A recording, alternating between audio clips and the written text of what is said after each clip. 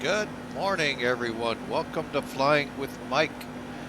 We are up here in Montana, Billings, Montana to be exact, heading over to the Seattle area to an airport not typically frequented by many summers, the Bellingham Airport, Kilo Bravo Lima, India. Not to be mistaken with where we're at, Kilo Bravo India, Lima.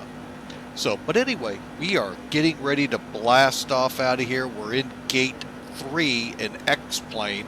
We're not using any additional scenery, just what comes out of the box here. We do have the Flight Factor A320 sitting on the blocks and getting ready to go on this little 2-hour journey across Montana, Idaho, into Washington and Bellingham. So why don't we hop up into the aircraft and get on with getting this aircraft loaded. So here we are in the A320. It is powered down, but we are going to go through all the steps on the checklist here of the preliminary power up, cockpit prep, and so forth to get us ready to go. First thing, though, that needs to happen, we need to load the aircraft. And this is a little tricky here. So what I'm going to do is, here is the EFB, but I'm going to put Sim Toolkit up first, and then we'll work with it from there. So hang on a second. There's Sim Toolkit. Let's fade that in so you all can see it. I don't think I'm going to be able to get it any closer to where we'll be able to see the numbers, and that we'll give it a try in this location. Let me see what we can do with the EFB here. Okay, so Sim Toolkit should be up in the upper left-hand corner here, and our EFB kind of down. I'm sorry, upper right-hand corner for Sim Brief, lower part or left side for the loading purposes. Okay, as we look at Sim Toolkit, across the top you'll see Finish Flight, OFP, and Loadout Sheet. We're going to click Load Sheet. As you can see, 166 peeps are planned to board today, which will bring us up to a payload of 14,344 kilograms. Unfortunately, the plane cannot be in pounds. For us that love it here in the United States, that's fine. We can adjust and adapt and overcome on that. So, and then eventually we'll get 7,843 kilograms of fuel loaded in. So how do we load this plane? So switching, what I'm hoping is going to work here. Let me see how it looks on another screen here. Okay, so when you come into the plane, as you look on the left side of your screen now, you're going to see this is basically how the EFB looks, minus seeing the ground power unit and these all blue here. Plus, when we go through these items, I've already called them. But anyway, you're going to want to click the ground power, come down, obviously make sure your chocks are in. And then what I do is just go to the next page, click call for the fuel truck. That puts it in on where you can see it, and use it. 2, next move over to the passengers. Again, however you're at Billings, we can come into a gate. If you're at well, Innsbruck we'll use because I can't get another one off the top of my head. Grand Junction may even be a possibility. There are 2 gates there, but a lot of them are outside, where staircases would be used. Then you would keep it on stairs like the back door has. So then all you do is move it to gate by clicking on it and then click call. So very simple, and that sets you up there. Same thing I do with the loaders for the baggage. I click call on both of these. They'll say remove at that point. So let's go back to supply. Again, we said 166 passengers. So we'll come over to passengers again. We'll come down to total. And I think I got it highlighted. Whoop. Okay, so we got 166 passengers. And we want to click set. And what that's going to do is set that up for us. And there'll be quite a few empty seats on the plane. I think it holds 180 in this configuration that I have. So there we have the passengers now loaded. We'll go over to the cargo page. Again, highlight over the cargo all parts. So it's going to fill all of these. Hypothetically, let's say, and I don't even know if the plane can hold it, 10,000 kilograms. It would break it down into those 4 cargo areas or 5 cargo areas. I'm pretty sure it won't, but hey, I've been fooled before. Okay, so there's our 4. Well, let me make sure on the load sheet. I don't know if I'll see it there. Okay, well, we'll go with 400. Set. And again, that sets 400 in the first one. But when we come back, we'll see that it has been spread. And then finally, we come over to fuel. And for the fuel, we're wanting 78.43. Let me look over at Sim Toolkit. Okay, for the most part, you're seeing that. I just wanted to see here. Sim Toolkit says 78.43. Okay. Same thing. We come down to all tanks. 7843. And set. And what that does is set them up so the tanks are right. Center tank will obviously be empty. Now, from here, we move over to perf data. And what that's going to show is right here is our CG line, the blue one. It's in, as long as it's in the shaded areas of everything, we're good. Now, what I do here is verify. This is where it's going to get tough with Sim Toolkit. I'm going to do this. I don't know if I'm going to be able to.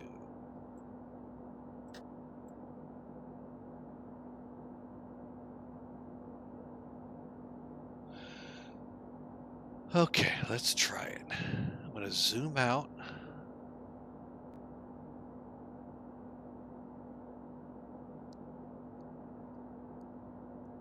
Okay, I'm just seeing what we're going to need.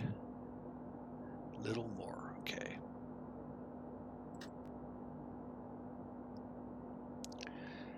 And then we'll go from there and what we can see. Okay, so verifying, we have 57,186 in the zero fuel weight. Now the zero fuel weight will be on the left side here in the EFB, so that matches.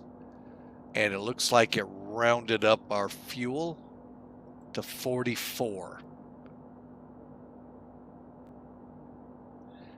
Okay, so here we go. 57,186, 78. Let me see if that's showing well for you or not. Oh, it is. Okay, good. Okay, so you can see 57,186.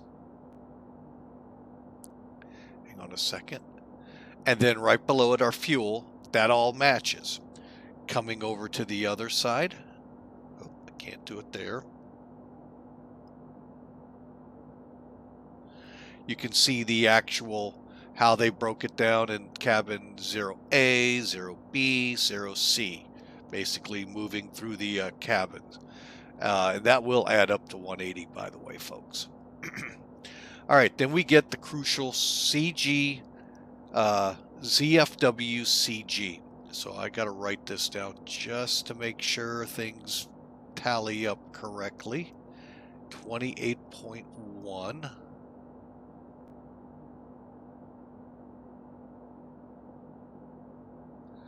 All right, where did I? Okay, well, we'll do it this way.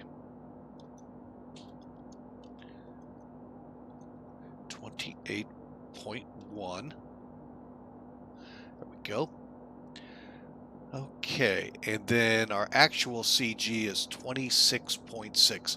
They're used in different calculations on the aircraft, so that's why I like to have them available. All right, so we got that and that. Okay, save. All right, so I'm just saving it to a little notepad I use. And that, folks, now when you come to the bottom, I almost forgot this step. You'll see set. Go ahead and click on that. What that's going to do when we get through the checklist up to where we're programming the McDo, when you're ready to plug in your weights and stuff on the aircraft, just got to click, I think it's, hang on, it tells me right here, weight request. Boom, you click it and it transfers this up there, and we'll verify at the same time. Okay, so that, folks, is what it takes to load up the airplane. Now, we've kind of jumped ahead to this one, but I figured why not? Let's get this knocked out. So we're going to come back, and now all we got to do, since our cargo's loaded, remove. Our fuel is loaded. Remove. We're going to leave the main door open, just like they would in the real world, folks, as an emergency egress. Okay, we're going to move on to preparing the aircraft now. So we've done one of the steps out of order, but it doesn't, in this case, affect operations. It, to me, is a little more realistic. And finally, okay, so we got Sim Toolkit out there as well.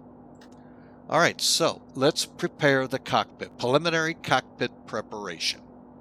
Okay, couple of things. We got the ground power already established. Okay, so we're going to start from the bottom, work our way up to the top panel. And forgive me, folks, I'm guzzling coffee. I just came off a 48-hour shift. That's why I'm running a little late. Unfortunately, my eyes were still too heavy to think about flying, so took a little nap. That's me. No problems for you all. We'll get this flight in. So, like I said, we start at the bottom.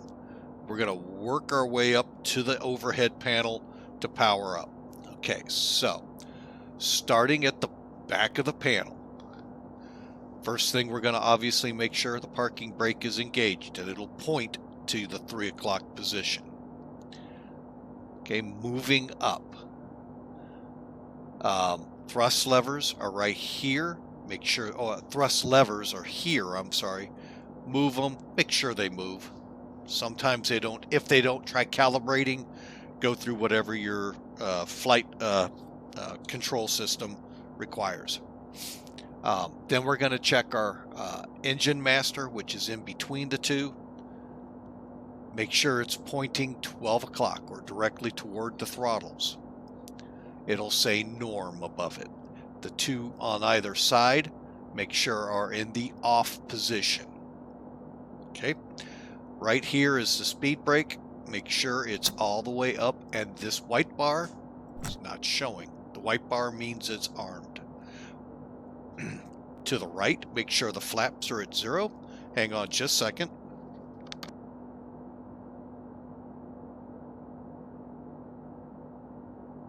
All right, sorry folks, the CEO and COO and CFO and every C something O of Flying with Mike, except for the captain, had some instructions for me, so she heads out to do some errands. So that would be the wife, by the way, folks, or as some people say, the wife unit. But anyway, we'll continue on here before I get hit by a frying pan. So, as I was saying, make sure the speed brakes are all the way up to the retract, and the white bar you saw earlier is not showing. When the white bar shows, it's armed. Over on the right side, you'll see the flaps. Make sure it's at 0. Also, it's not on the checklist here. Something to look at. Make sure your radar's off. Everything else is off, but make sure it's positioned off. So when you put the batteries on and then connect the ground power up, it doesn't come on.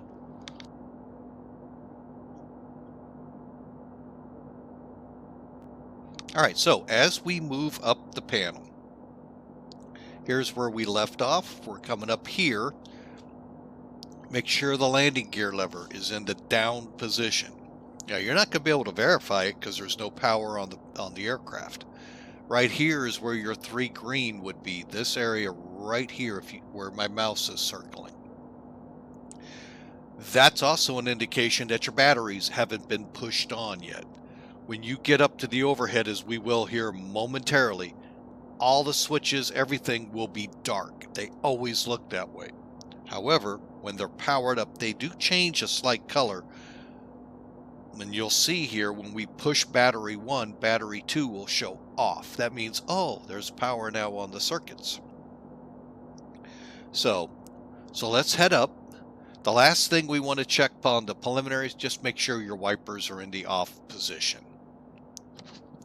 All right, so now we're going to power up the aircraft to where we are almost ready to board passengers. Okay, so up here is the battery switches right next to the BAT1, BAT2 voltage. See how everything here is dark, minus external power.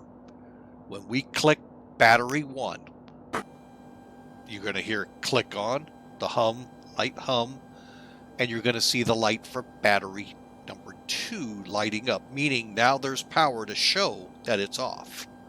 If I was to click battery 1 again, it'd go away. So we'll click battery 2. Now you can see a little bit more faulting up. Our strobes went off on the overhead fire warning system. That is not your test. We're not looking for that in the power up. All that's saying is we now have power, and if you ever want to guarantee if you are on power, if these 3 green lights are on, you have battery power at a minimum. Back to the panel here. We're going to go ahead now and establish electric power to the bus via the ground power unit. Click it, turns to on. You'll see a change in voltage. Again, the Christmas tree completely lights up. And let me know if there's too much air noise, because I can turn that down if I need to.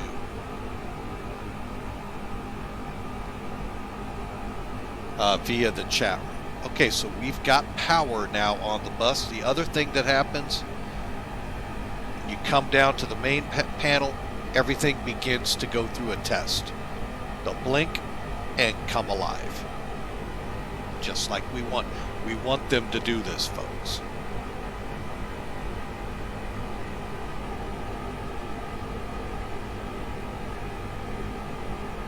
Okay, so now we can then begin to prepare the cockpit. And basically it's basically your lights. So up here, let's go directly to the overhead.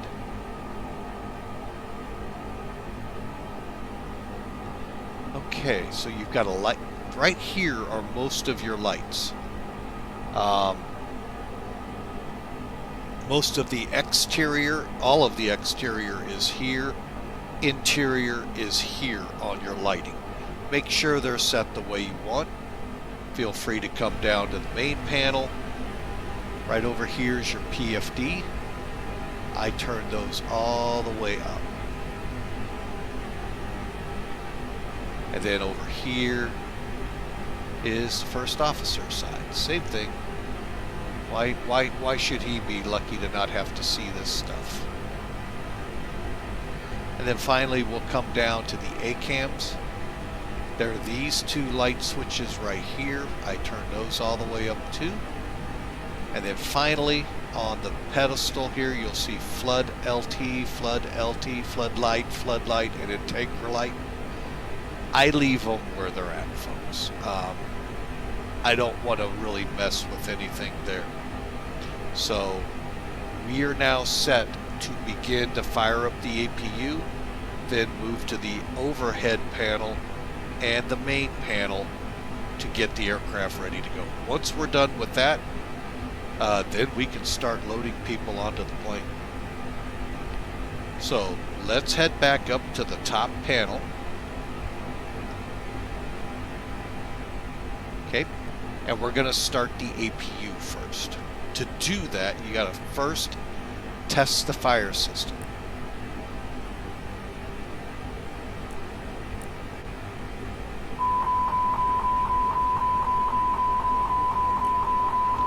And I cannot, for the love of anything, get that to stay on. So we're listening for the ring, the light up.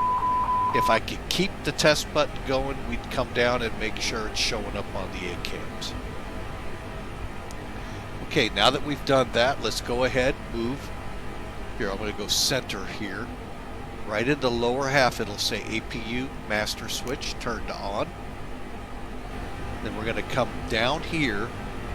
Your lower ACAM, ECAM, however they say it, will switch to APU. It's doing some internal test diagnostics real quick, make sure things are good, and that the flap is open. Once it shows flap open, come back up to the top, and we can now click start. And then we can actually watch it down here. I'll bring it up so it's bigger for y'all. And we can watch it cycle on. And I think it time-wise is about right. I don't know. Today was a chance at the airport. Hang on a second, folks. Good Lord, stand by.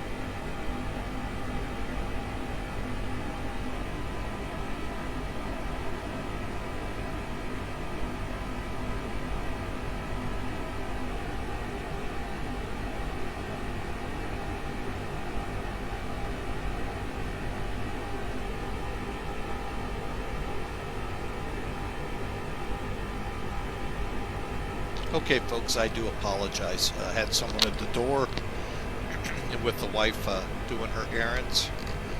It was me, on me. And that was the monster in the background we have now back in the house. A Shepherd Mastiff, sorry, big dog, 120, 130 pounds, as you heard the bark. You could kind of figure what goes with the bark. But as I was saying, you watched the power up. The APU is now available. And I do apologize again for that delay. So with it saying available, we can come up and click APU bleed. If you want, you can then go a little further up, turn the external power off. You're on generator here, as well as the bleed air. So we're good to go with that. I'm going to leave them set up for now till we get to the final part where we're ready to push. And that takes care of the APU, folks. Very simple system to operate. On most aircraft it is. So from here, let's move on now to getting the rest of the overhead panel set up for flight, as well as the first steps to getting the McDo, the FMC that Airbus uses, ready to go by the getting the IRS going. And that, folks, is not the infamous IRS system coming to take your money. It is the inertial navigation system. Okay, so as you can see, we are now on the overhead panel. So basically our flow is up instead of down, like the Boeing guys, like people like me. I normally fly Boeings, but I really like this flight factor 320. Now, cruise supply I will turn off. Keep going up now. In other models, the 767 LDS, not the one from Flight Factor, you can actually do a test of the cockpit recorder. Whether it's real or not, I don't know, but you can at least do something here. Here you can't. But you just keep coming through. You can't clear these faults till you do this part up here, and they're actually aligned. So we're just making sure we clear faults. Now, when we get up to the ADIRS, ADIRS 1, 2, and 3. 1, 2, 3. I know. I don't get it. I mean, I could go in a lot of directions with what I just said, but I'm not. I'm going to play it cool and have a great time today. So, we're going to turn ADIRS number 1 on. Click it once to the left to nav, so now it's pointing at 12 o'clock. You're going to get a quick align. And then from align, we're looking for on bat. When that extinguishes, we move to number 2. The reason we're looking for on bat is to make sure it will work if we lose aircraft generators, engine generators, and it'll run the inertial system on the battery. There it went off for number 2. Let's do number 3. And I'm not going down the road. Why? 1, 2, 3. My gut tells me one thing, but joking around would tell me another. So I'm going to stay away from this one. Okay, so we've got the on bat came on for all 3. They're all 3 in a line. Back down to the bottom. Okay, so let's get our lights on. Across the bottom, we keep all of those off. Nav can either go to 1 or 2. Makes no difference, folks. It's just a different light bulb in the wingtip that comes on. That's all it is. I'm going to use nav 1. A lot of air crews will pilot flying. If it's the captain, right or left seat, pick a number. Right seat, they pick a number. If it's, who knows the ways they think. But yeah, I'm going to run, since the last flight we did in this was on number 2, I'm going to use number 1. Now the flight checklist that I use, that I found on X-Plane Forum, says to go to auto. We'll go ahead and put it there. It's still not going to turn on until the wheels are off the ground. I will probably move it to on when we go onto the runway, just so I know for sure it's on. Okay, now we're still here in the middle, so we're going to come over now to the right side, the other side of the APU center. Turn the no smoking on and the seat belts. We're also going to turn the emergency lighting system to arm. Next up the list, we're going to make sure landing elevation, which is this knob here in between on the pressurization area, is 12 o'clock straight up in the auto position. Then we just kind of generally look over. The faults are here because the engines are off. Turn the fuel pumps on. And it doesn't matter if you turn on pumps where there's no fuel, you're not burning anything up. Now we're going to do our engine fire checks for the main engines. So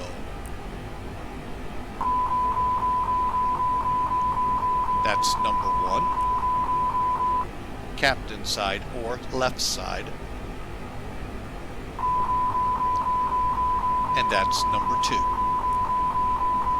Now, folks, any of you chiming in here want to let me know how to keep that button pushed in? I've seen several different forums where they say do this, do that, try this, holding your nose and pointing your finger to Jupiter. None of it works, folks. For me, in this one, it might work for you. Great, hallelujah. It's not working for me. But if you have a trick that lets me know, hey, put it in the chat room, let me know. Okay, and with that test, we are gonna go all the way back down again. And again, we're looking for offs or faults or anything like that to see if we can clear them. I'm going to turn these two cargo heats to where the off buttons are off. And I'm going to move the temperature selector to the middle or up position. At the same time, I'm going to come over, drop the cockpit 2 notches to the left, and move the cabin a little warmer 2 notches the other way. So they're a little warmer, we're a little cooler, the world will be happy. Okay, so we're going to move up the third panel here to the radio comm up here. This is comm number 3. And what we want to make sure it says VHF number 3 with a dot over it. Dot means that's what's active on here. And that's as far as we go with that, folks. We're not setting frequencies or anything up there. We're just, it's done. So that takes care of the overhead panel. Now let's move down to the middle panel or main panel, and we're going to also do the pedestal. So on the main panel, we're going to check right under the landing gear here. There's a switch here, the nose wheel steering and anti-skid. Make sure that's turned on. 3 green. Always good to see when you're on the ground. Now we're going to move slightly down. The checklist calls them FMCs. They're really McDo's. Don't know what the M is in multi-control data unit. I don't know what it stands for. For all I know, it could be Captain Mike control data. I have no idea. But anyway, we want to make sure they're on. And you can see they are. Pressing down a little further. COM 1, COM 2. So we're going to go ahead and set some frequencies here. 22 for VATSIM. We need to be on 22. 22.8. Let's go the other way to make it faster. Transfer it over to the active side and we'll put on standby. Oh, I don't know. 122 950. It's another Unicom channel out there. We'll put that in there. Over here, let's go with we'll work with POSCON. I mean 23 450. One of their Unicom channels they use, or not Unicom, Guard, 1, 2, 3, 4, 5, and then we'll put the actual Guard in for the standby. Now, one thing with flight factor, and maybe all of the add-on, I don't know, but with flight factor, make sure, especially on the Airbus, turn the microphone on. If you don't, let me turn it off. And I click. You're not seeing anything come up here. We'll go, I don't know if it does actually. Yeah, it's not. So when you see up here, when you push your push to talk switch, if it doesn't light up here, folks, it ain't working. Push the mic. See how the green light came on? I disconnected, folks. We're not broadcasting. That's what we want to see. Okay. So we've got the comms set. We also want to set our transponder. Right now, since I don't see any ATC, I'm going to make sure. ATC. Seattle has come alive. Of course it would. Well, hopefully they play nice with us up in Bellingham. So I'll stay online for now. Okay. So what I could do is set their frequency, but for all I know, the other one will come up. For now, though, we're going to put clear 2,000.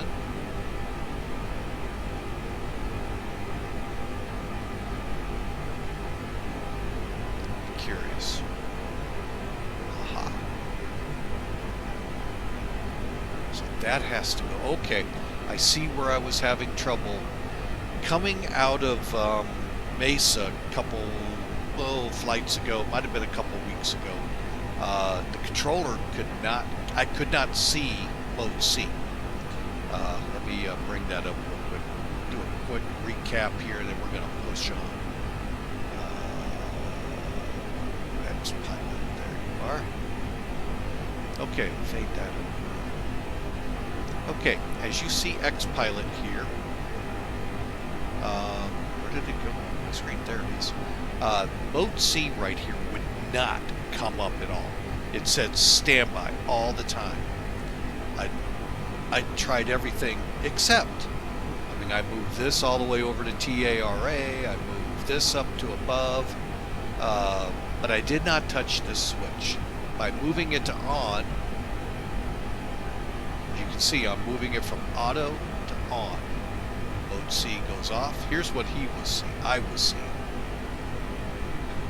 So all I had to do was that, boom, there it was. Frustrating.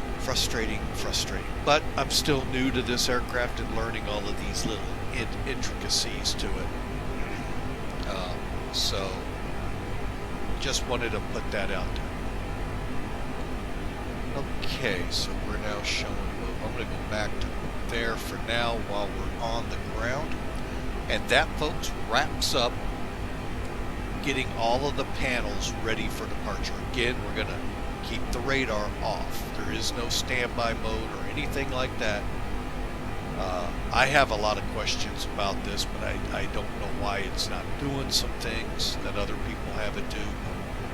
I'm so new to X-Plane, I don't know its intricacies yet.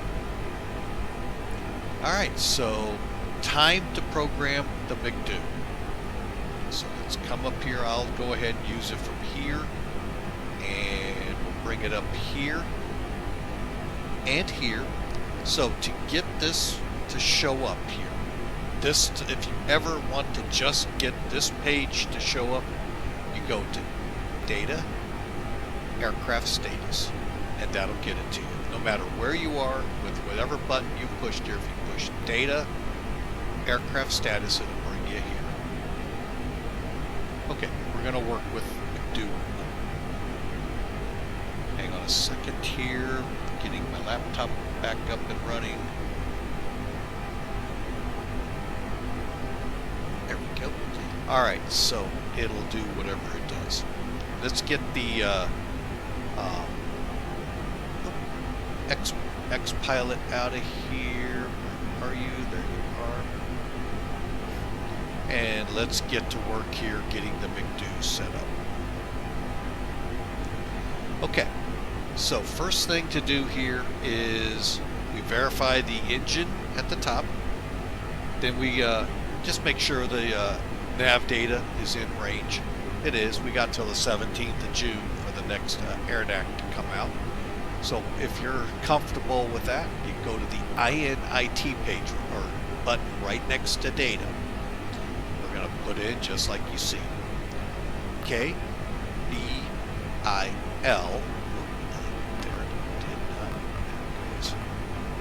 / Kilo Bravo Lima India. Like I told you, it's the battle letters K, B, I, L, depending how they're arranged. It's the battle today. Put that in. We don't have a flight plan in here, which is no biggie. We're going to call this AAY572. Okay, cost index for today. We are going to be at 44.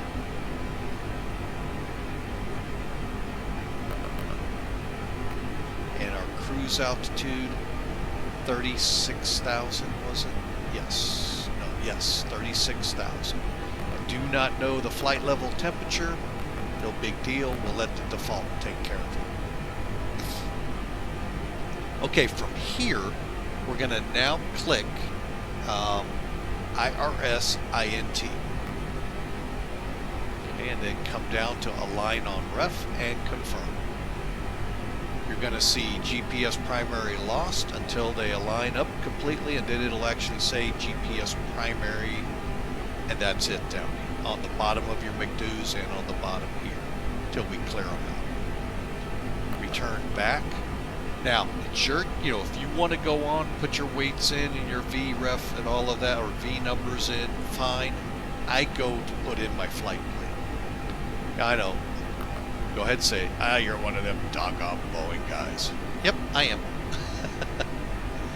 Mr. Drums, welcome, welcome, welcome. All right, so Billings. Click Departure. We're going off runway. Please tell me it's going to be down here. Runway. There it is. 28 right.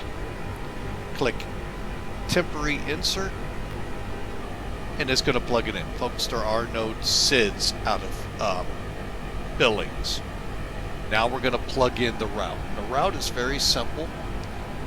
We're going to go to Billings, VOR, BIL, and of course it would do this to me, so hang on a second. Oh, yeah, that's the right one. Sky Vector. And is that Billings right there? 14.5. We zoom in a little more, we'll see the chords. 45 north, 108 west. Okay, there's granted other information. And our frequency, which is showing up, is accurate. And it's only 4 miles away. So chances are that's the one we click on. Now, there's GPS primary, and you can see now everything's like it should be. So if we click clear and clear, they go away. Now, this is where Airbus gets a little complicated in setting up flight plans. It's just a little annoyance. Boeing fans, we have it real easy in setting up flight plans. Here, it's a little annoying. Go to the right. Oh, I did it wrong. Click here. Yeah, there we go. So what you're going to do, let me go back. Okay, so you'll click the line select right by your fix you just entered. Come over here to Airways. Now, J136, I believe it was. We'll type in here.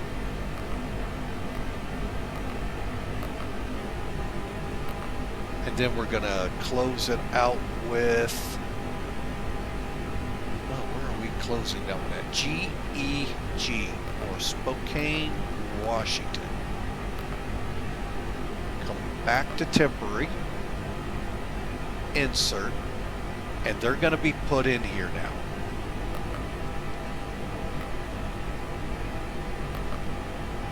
Oh, come on. There we go.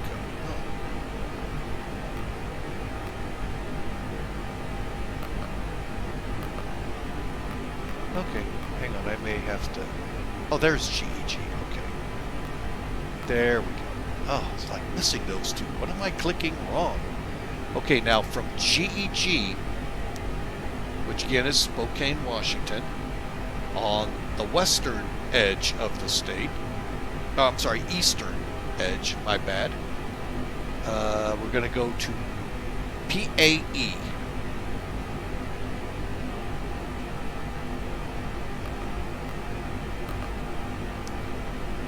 Put it right there.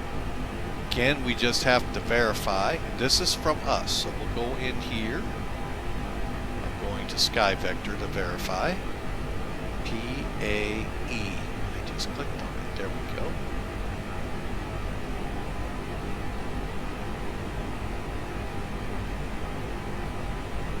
$110.6. Okay, so it's looking like this one This one's not as easy. 47 by 122, boom, 47 north, 122 west. I'm comfortable that's the right one. Now I'm going to go ahead and click this side. The other side keeps it to where if you're not sure and you want to wait till you go through the arc and checking things, you're more than welcome to make sure everything's in line. If you're not, you click the other side and it sets it in there. But if you're on the yellow and you make a mistake and you want to go back and erases everything you've done to where it switches to green. Okay, so that's our flight plan, folks. The only thing left to do is put in our arrival. Again, click right next to it, arrival. We're going in on the...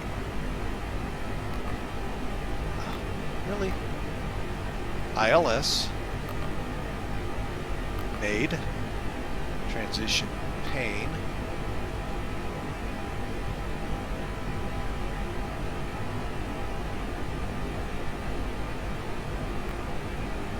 Okay, and we should be able to walk it up.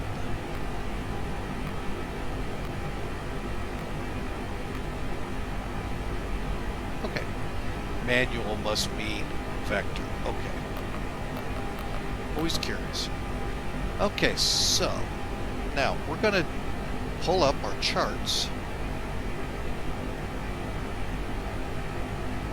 and verify. Okay, there's charts.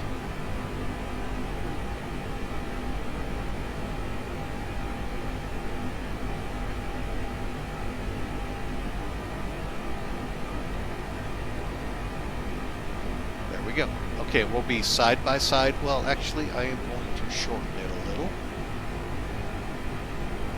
You'll see why here in a minute.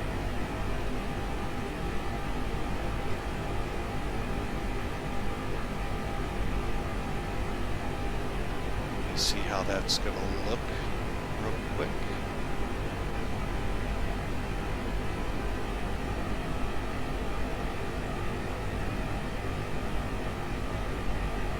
Okay, that should work out.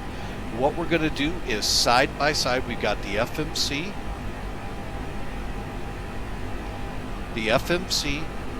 the nav display, and our chart here. Okay, so we're going to switch to arc, or I'm sorry, to plan. We'll keep it at 20. And then over here, we're going to click flight plan. That's going to bring it right back to the beginning here in Billings. Now, on our charts, we're going to go to the arrival. So when we get to it, we'll be right on it. Okay, so stepping through, the up button here. We're just making sure everything looks good. It doesn't fly out of hand on us. PAE. Okay, now remember, PAE is where we start the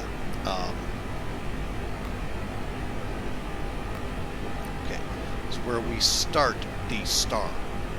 So now I'm gonna make sure I have the star up here.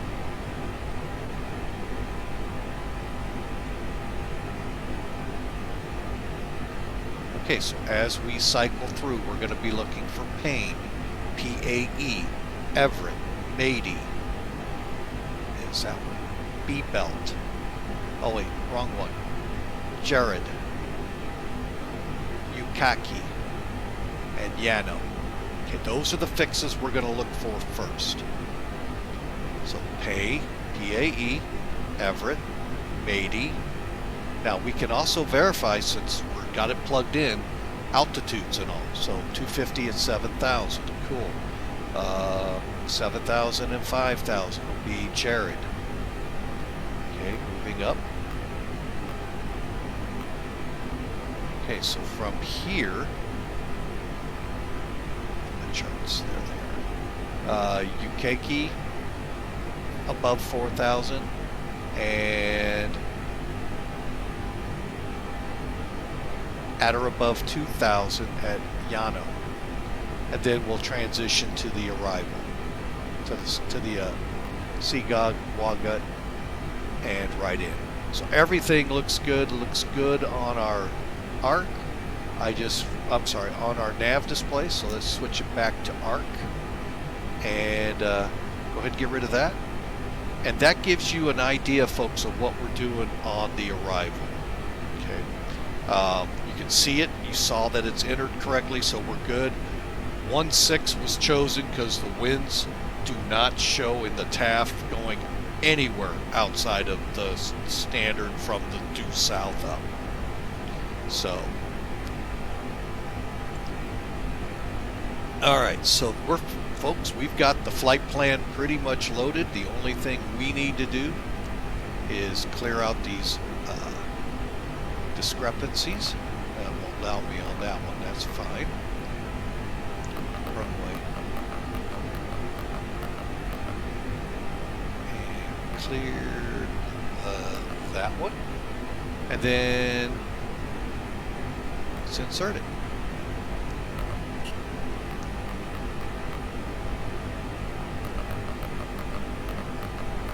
That's a pretty good click in there. All right. So there we go. All right, we're ready to go. We're lined back here.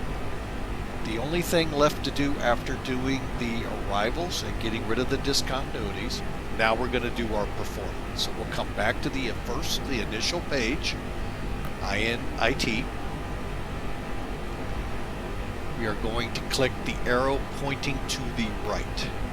Takes us to our initial information for weights, ZFW, CG, and all of that. If you remember, I told you if we clicked set, it's ready to go here in the McDo. We click weight request, and let's verify everything. 57.1 point, okay, 57's good. Hang on. And 28.1 is good for our ZFW, zero fuel weight CG. Boom. Blocked fuel 7.8 and 7.8. All right, folks, so the weight and fuel data is correct. What wakeboarding means, I guess that means it's pushing it in. All right, so now to do the performance itself, let's go to the performance page or perf page, however you want to read it. Now, we don't have the V1 data. The site that we used to go to is gone. It's been offline for the last couple of weeks. I'm not even going to check it. So what I'm going to use is Professional Flight Planner. I don't have it loaded on this computer, so I can't bring it over to you. But what we're going to do is just do a quick run with Acres, and oops, actually it's going to be TopCat we're going to verify with. We've also had a little bit of time from the time we started to the time now, so we may actually have new data.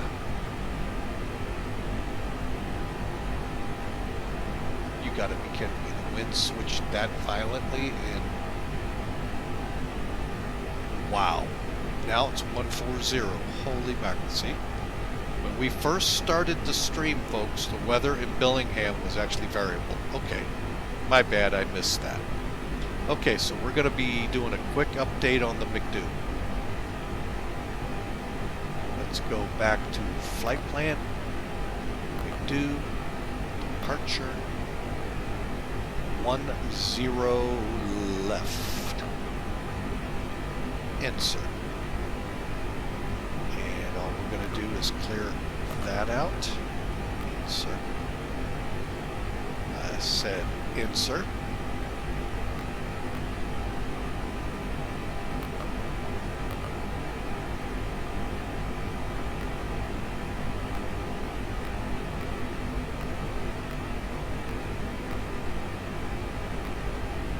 Okay, and we're good to go. So let's come back to the perf page now. Alright, so we're going to switch this to 10 left, and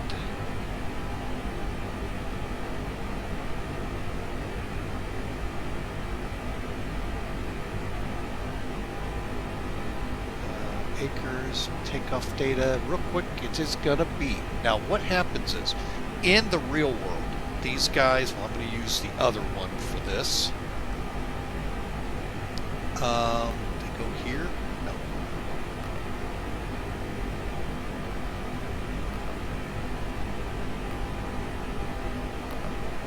Oh, I don't remember where that guy pressed. But anyway, there is a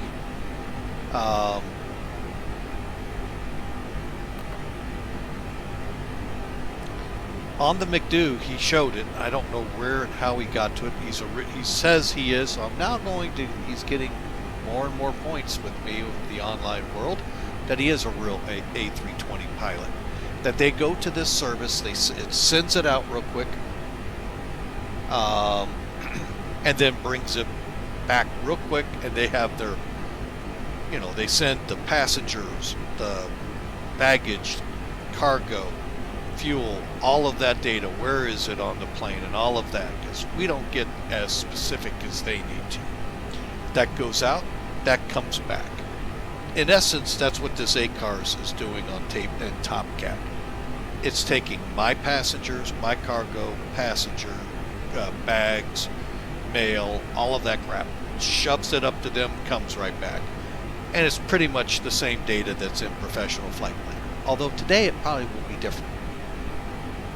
So they're calling for a configuration 3 Flex 56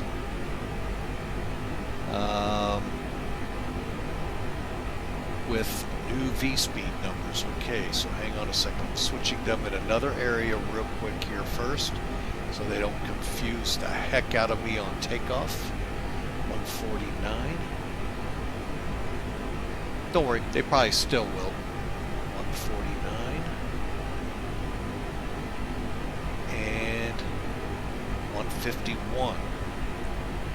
Save. Okay, so we'll go ahead and plug these in.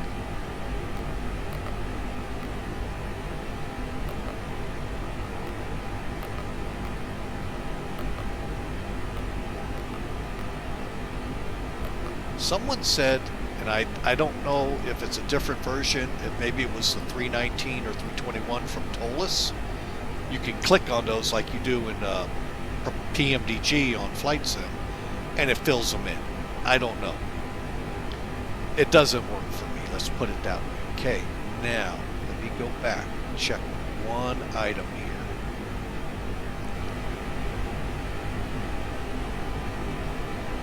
I did not realize I did not have this brightened up all the way. Thought I could get my flaps here.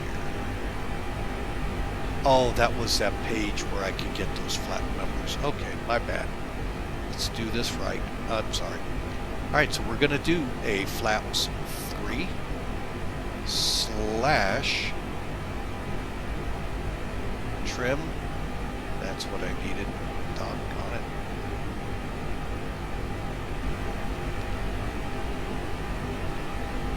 Up 0.4. Okay.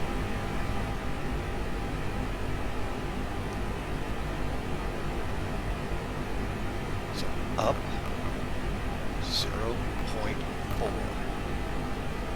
I'll show you in a second where I got all that. And of course, check your data. Okay, I'm kind of shocked because I think this is like a 10,000 foot runway. But anyway, we're going with the numbers given. Flexing at, is that number 56? I was going to say it again.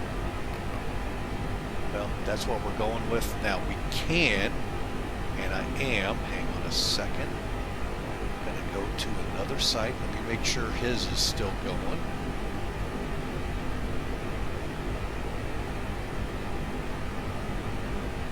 This is one of the few U.S. airports that he has on his system. He's a European Airbus pilot. He has really meticulously gone through here. Let me pull this up so you all can see. First got to do this.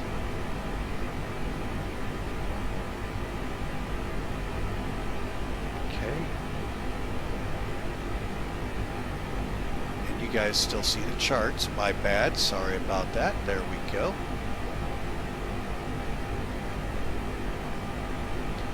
All right, and okay, so we're going to bring up this guy, Blackbox777's his handle on Twitch. And what he does, he's got this very nice site here. It's basically going to give you everything you see here. And like I said, of all places, Billings. And I'm sure it's because, oops, he's with Spyflight. Is why he did this. His home air. The guy with Spyflight. Alright, so what we got here. Transition altitude, who wouldn't have guessed 18,000 feet? That's what it is in the U.S. Airport elevation, however, is 3,300 feet. Okay, that's why a lot of flap here, folks. Again, we're using runway 10. So, our thrust reduction, acceleration, and engine out failure is all right here, and that's what we can actually physically plug in right across this line, or go with the default numbers, folks. It depends the level of realism you're heading for. So for me, I'll just plug them in when I can. 48. Where'd it go? 4870. Now for thrust reduction and acceleration, we have to put the slash in because they're on the same line select. This one will be off this one. And the other one, 6370. Boom. And that just now brought it up to what real world conditions require.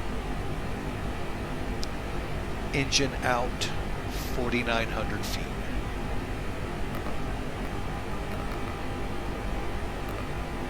Boom. And folks, there you go. Now, what was I going to show you on here?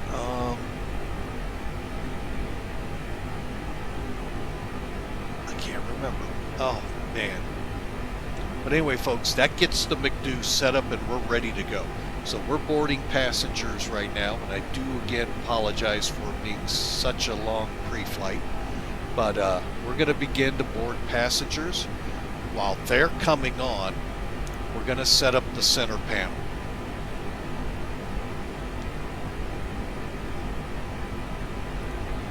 Okay, I'm going to go ahead and get rid of this for the moment. We'll bring it right back. Let's get the updated MACAIR up in front of us, and let's get this out of the way. Off. Okay. And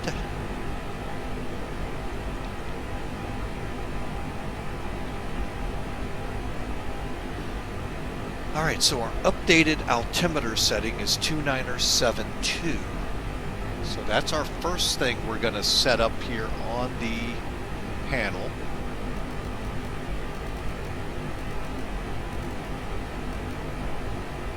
Okay, they both match. Next up will be the flight director. Make sure it's lit up. Make sure LS is not. We're not landing here. That's your landing systems. Now, on the nav select, that's right here. We want to set that to arc.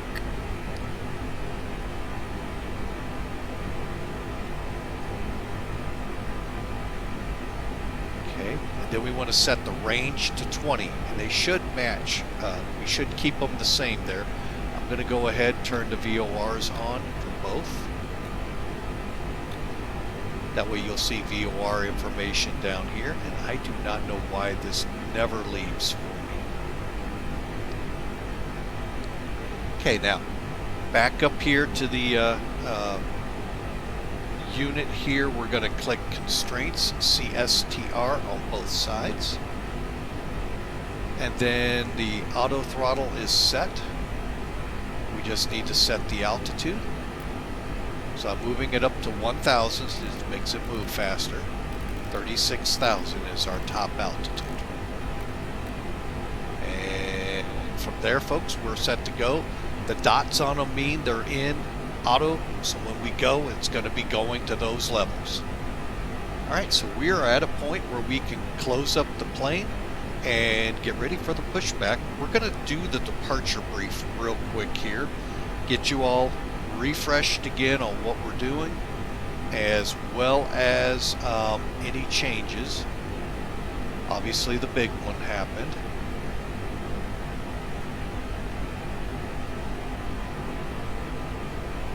So let's get that over here. Again, our friend Sim Toolkit is up. Let's go ahead and get rid of that real quick, going through the flight brief. Air miles is 745. Here's our average winds. Our cost index is here. Our engines on this aircraft are here. Flight level here. Coming down, we're going to see the fuel breakdown. Wait a minute.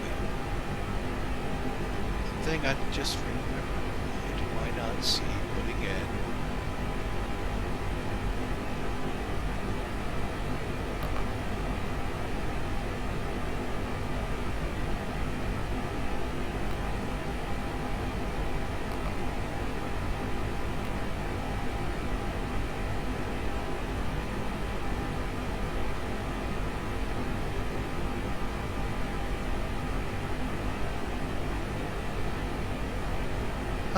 I don't know why I'm not seeing where I enter my what I want for, you know, to let me know I'm getting below fuel. I will have to investigate that. Wow. Oop, perfect page, sorry. Okay, sorry about that, folks. I got going through this, I got sidetracked. I look for 2.4 on my reserves. That way I have enough to make my alternate and still have 45 minutes of fuel in the plane if I do it on the go out of Bellingham. Moving down, we'll get the actual routing to Seattle, as well as what we're doing today. Wrong runway. We've had a runway change. Here's our times, off, out, on, in. This is what's scheduled. Those have been modified since too. 166 for the passengers, 400 kilograms for the fuel. And then we're going to close this out, and because I don't really trust Sim Toolkit at the moment, I'm going to move it out in favor of charts.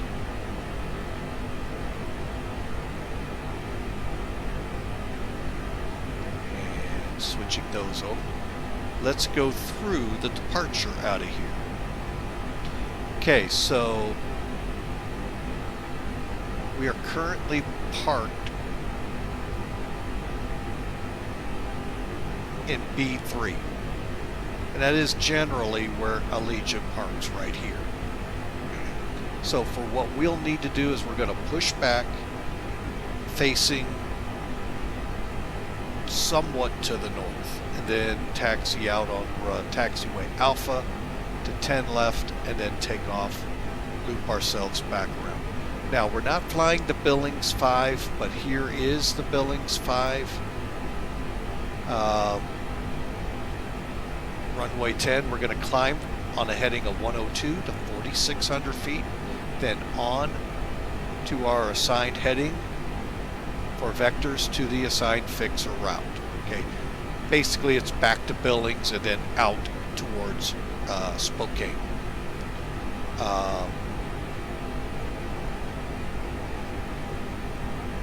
Okay, so 15,000 is our initial climb.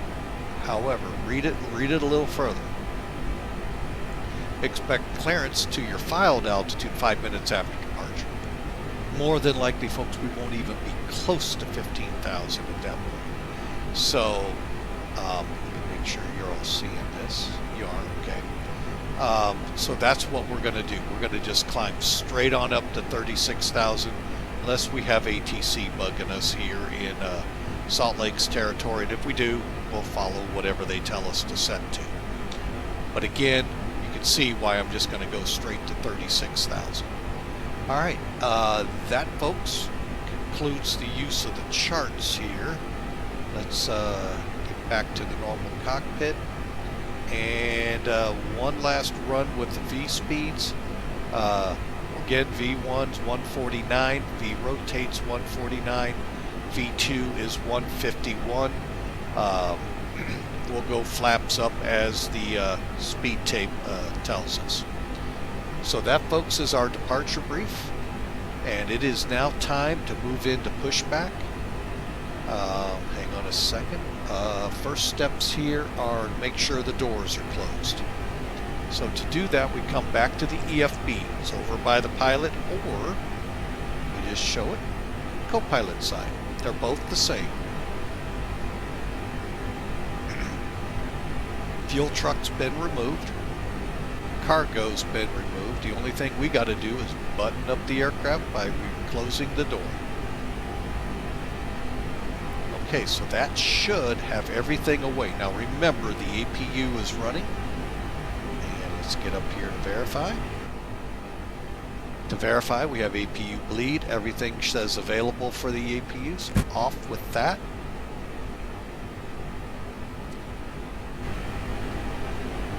And then we can actually come off the ground power. We'll keep the chocks in momentarily. Moving on. Beacons. Let's go ahead and go to better pushback and call for the tug. For those of you new to the X-plane, better pushback is just like it says. It's better than what comes with the system. And for those of you going, oh, I can't handle this, that's just too much. One, it's simple to install, and two, you cannot beat the price, folks. It is free. So you're losing a lot of your arguments. So let's bring up better pushback. So what I do, instead of going to pre-plan, that works great if you're going to do it in the very, very beginning when you're setting up the load and all of that in the plane. But if you're ready to go, start pushback. Let me know where you want this thing. And then you get the guy like this one. There's several different voices. I call him well, he's kind of ornery. So we're going to be pushing back, like I said. Let's, we can't really zoom out here, I don't think. No. So, and, but we can move it. It's kind of going to be a long pushback. But what I want to do is get it out of the way. There we go. Like I said, it's a long pushback. Now, once you get this thing put where you want, click on it. You get a green light. Click enter. Great news, Captain. Your tow's coming. And like you heard the guy say, he on his way. He'll drive through buildings, through the air unit in front of us. Heck, if that telephone pole was in front of us, he'd drive right through it too. The only part of it that's not real. While we're waiting on him, let's come back here and go to the weather WX page. Now this is an actual add-on to it, so you would have to add, well, this actually comes with it, but you can actually bump it up to 180 seats with it. All you got to do is click aircraft position, and that puts it right where we're at right now. Okay, with him coming, let's put the beacons on. It's this switch here. All right. Looks like the doors and hatches are closed and we're ready to connect. Okay, and the tow vehicle is setting up. We're going to start the ACARS program real quick. It's already ready to go. Start.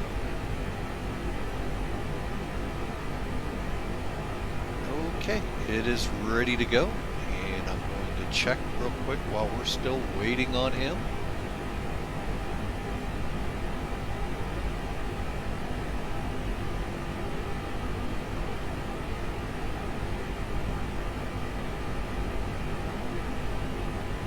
Ruh-roh.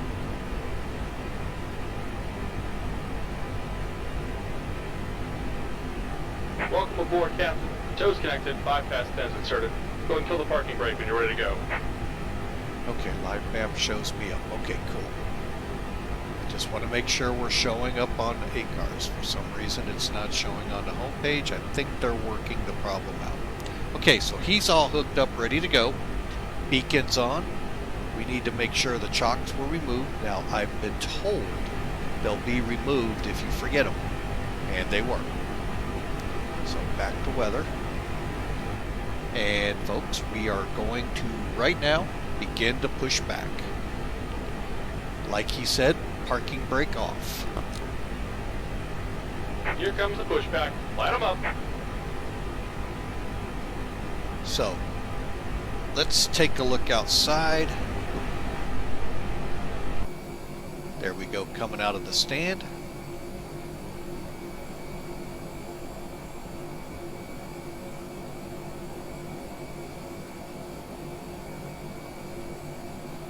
Get a good look at this point. We got a ways to go, folks. And I did that intentionally.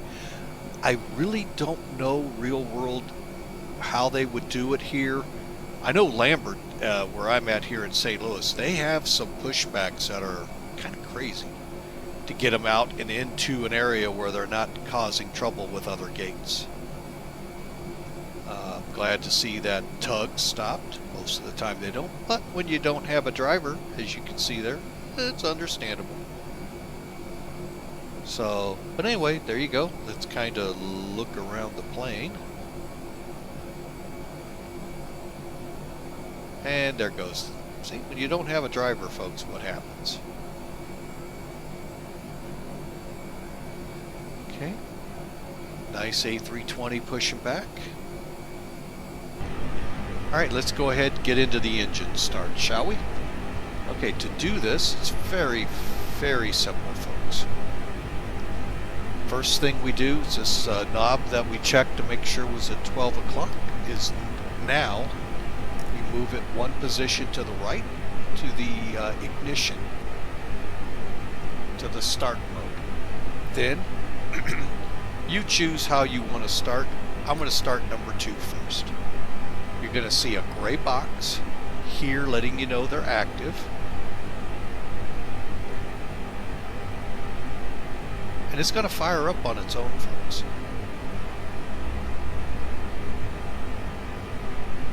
And when it says avail, that means it's on, it's running, it's spooled up, and you can start the other engine.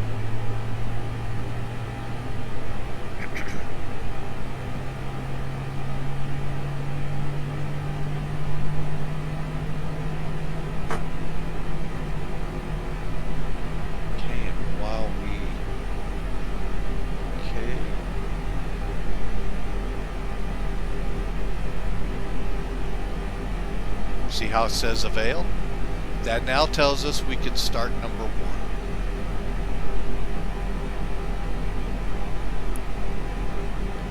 I like to wait for the numbers. There goes number 1.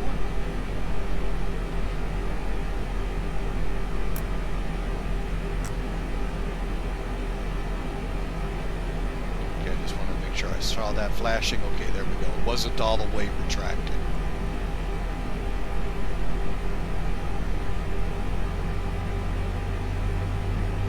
Just about done here. Go ahead and set your parking brake. Okay, let's move down here, and the parking brake is set. And we're disconnecting the tow. Give me just a moment.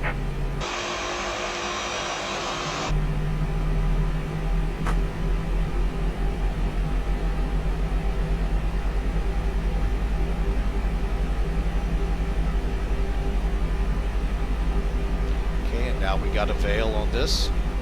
So we're set with the engines. Now we can move our mode select or master back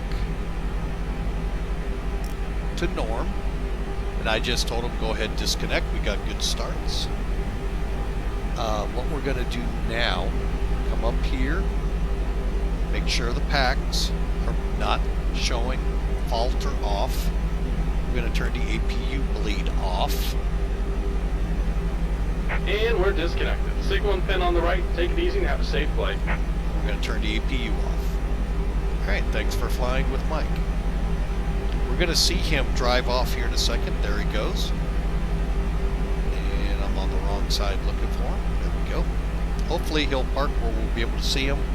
If not, we'll figure it out. But we're going to make sure we see the pin. And get ready, here comes the truck. Is he going to run him over? Yes, he is. And we saw the pin, so we're good. Oh, you got to love the flight sims sometimes. All right, so we signaled. We got the signal from him that they're out. So continuing on. Okay, so APU master's off. That takes care of the engine start. So now the before taxi, we're going to start with right here in the middle. A lot of easiness right here. Make sure this switch is all the way up in the on position. We want to turn the brake fans on. The auto brake goes to max. Now, down at on the pedestal, let's turn the weather radar on. Spoilers can be armed now, so just make sure you see the white bar below them. And we get to set the flaps to 3.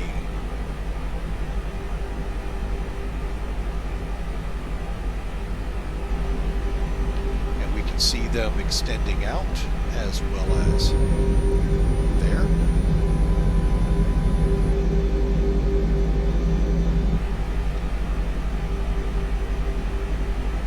And there you go, folks. We are ready to taxi. I'm going to make one check here real quick. Where is it? There it is. No centers appear to be showing up here or here. However, by the time we get over towards Spokane, we'll have 2 centers up. Oh, you gotta love it. Alright, so let's get this thing taxiing. So all we got to do now is turn on our taxi lights. Start with runway turnoff, and then bring up our taxi lights to. Is it better to see it here? Kind of. It's a 3-position switch. First one's taxi, top is TO. And I'm going to go ahead and just extend the lights. They're not on yet for the landing, for takeoff. Let's go.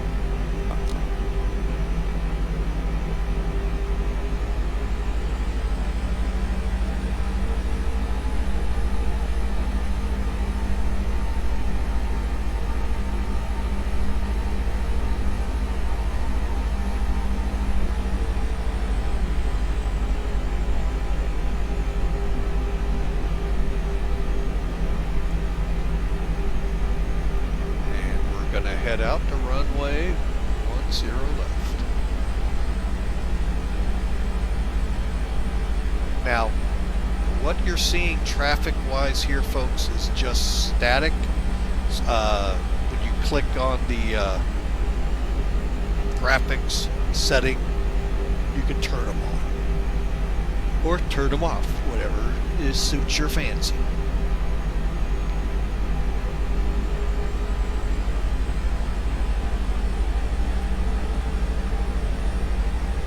Alright, folks, we got a little bit of a taxi here. If you like the stream so far, we would love if you would follow us, so that way you can see where we're headed next. We're back at work, unfortunately, for another 24 hours tomorrow. Then we're going to get 2 days off, hopefully. From then, we haven't really booked it up yet, but I do know Monday's flight will be Warsaw, Poland to St. Petersburg. I don't have a start time yet for you. I'm going to kind of play it easy with my body and how it feels when I come home. So let's take a look outside.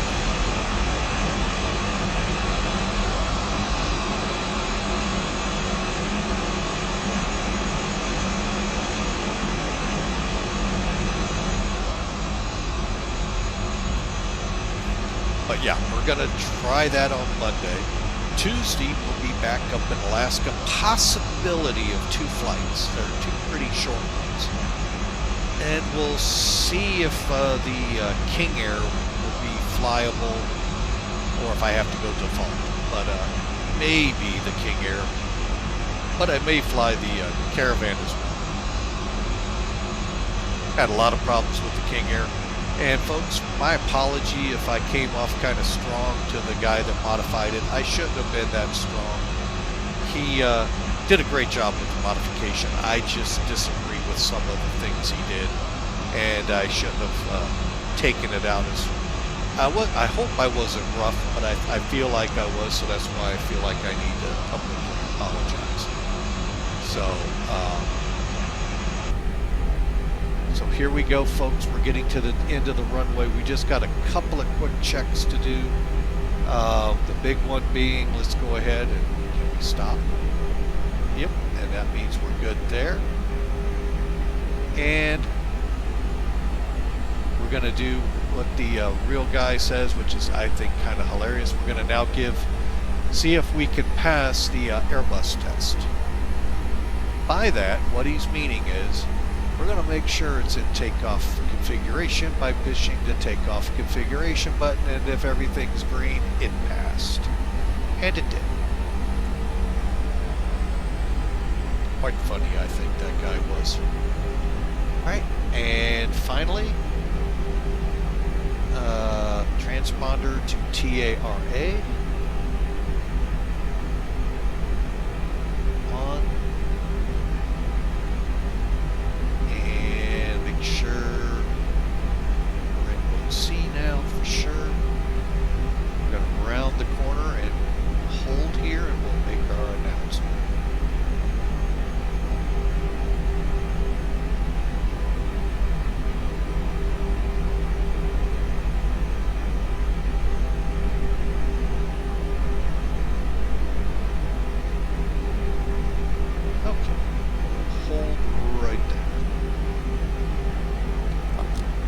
Okay, so final checks, packs 1 and 2, they call them to go off. There's no need for them unless we're on a very short runway and a very high density altitude.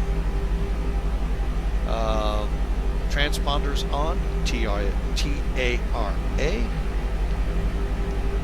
And we're going to turn the lights on here when we get on the runway, but the strobes will come on once we pass the whole line.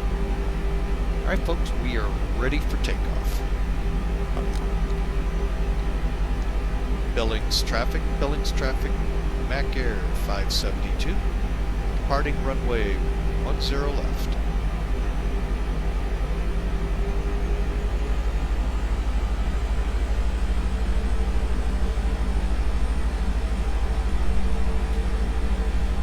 Strobes are on, we'll go ahead and kick the wing lights on.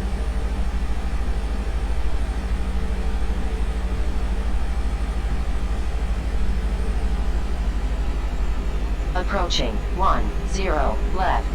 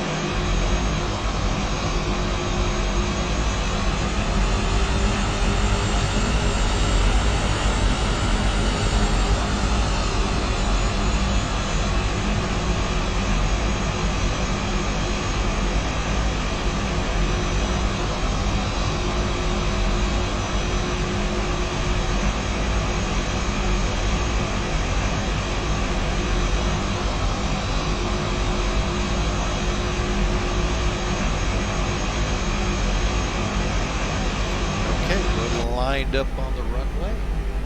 Basically what we're going to do here is throttle up to 50%, then basically push the throttle to flex and down the runway. On runway 10 left. On runway with the 10 Airbus and the Boeings, left.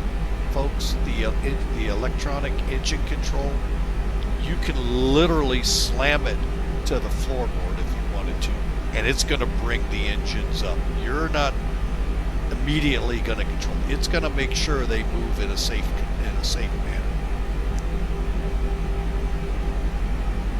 If I understood the real world Airbus pilot, but the Boeings have the same thing. And then we're going to just go down the runway again, rotating. Stand by at 149, climbing out at anywhere from 150 on up. So we'll see what the plane wants to do. We'll have about 2,200 feet of runway left over. So with that, let's power up. Going to 50%. Lights on.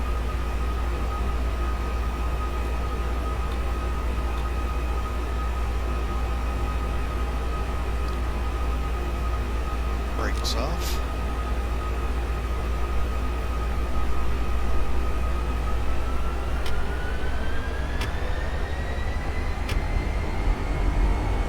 Set it to mech, to flex, FLX. Put a little nose down on the stick, just enough to make sure it doesn't bounce. There's 80 knots. Speed's alive.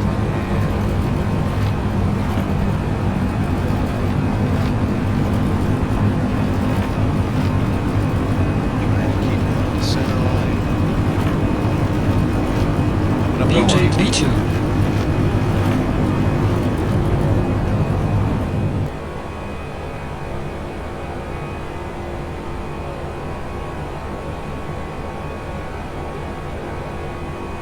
Set and flaps up.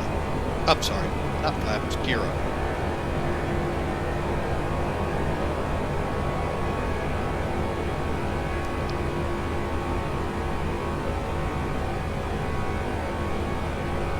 Gear up. And we'll go ahead and let auto do the departure.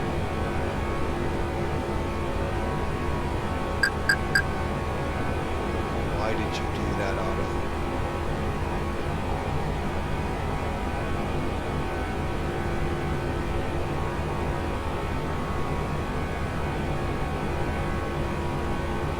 Okay, now we're not going to worry ourselves when it starts, you know, yelling at us. Level climb, putter and climb, putter and climb. We're going to first get some flaps up. There's flaps 2.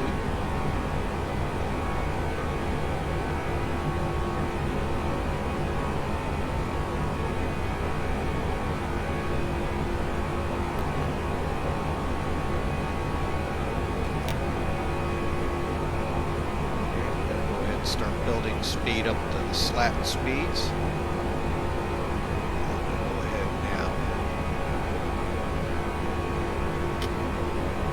I don't have the Airbus throttle that's now available out there, so I have to carefully move it just to make sure I get it to the right notch. I'll show you that here in a second. Okay, and flaps up.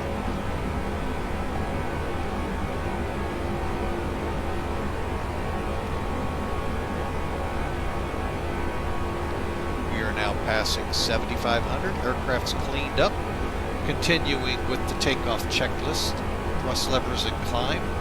Nose lights can come off. We'll turn them off at 10,000. Flaps are at 0. Spoilers. It's disarm. Just basically push it down. Brake fan off. And that is our takeoff checks, folks. And after takeoff.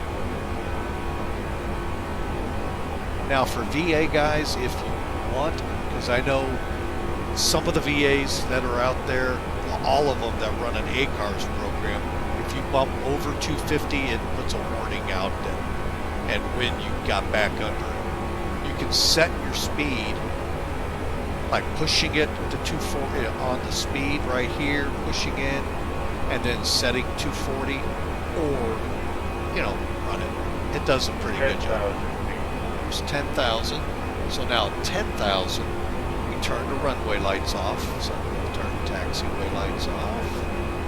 Runway lights off. Okay. Anti-ice on. We're not going to run with it. It's pretty much automatic. And at 18,000, our transition level was set for a standard barometric pressure. and that's basically clicking right here. I think it's the up arrow will give us that.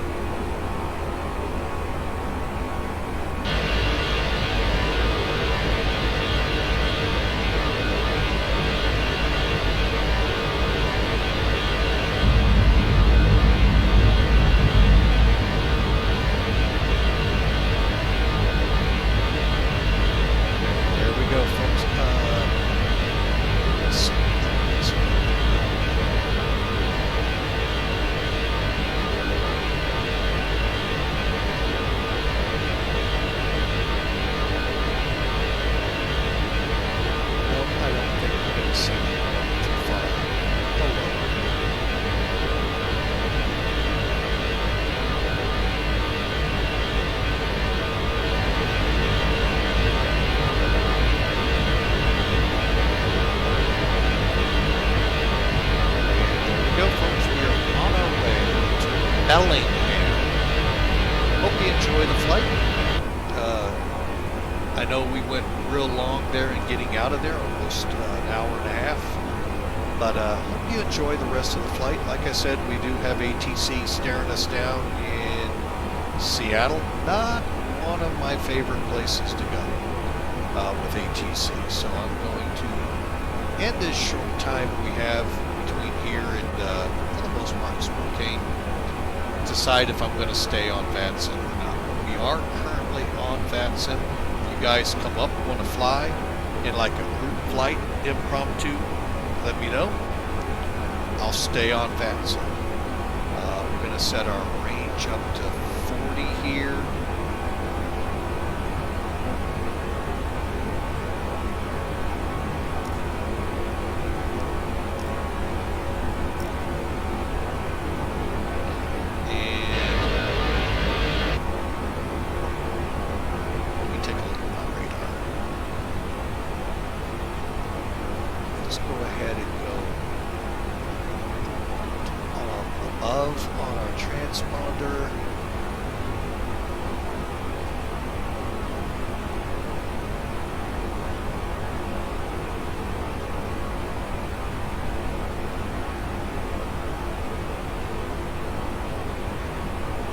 Tilt up on our radar. Not to say any of these will work. I don't know how to get ground to work on it.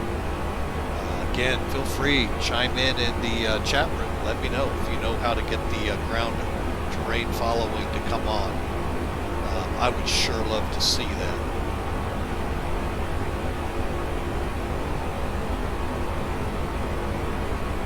Coming up on 18,000.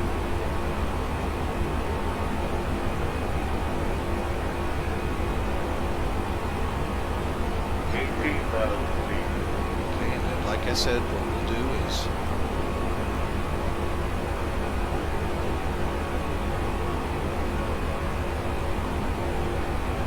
I'm sorry, it was the down arrow.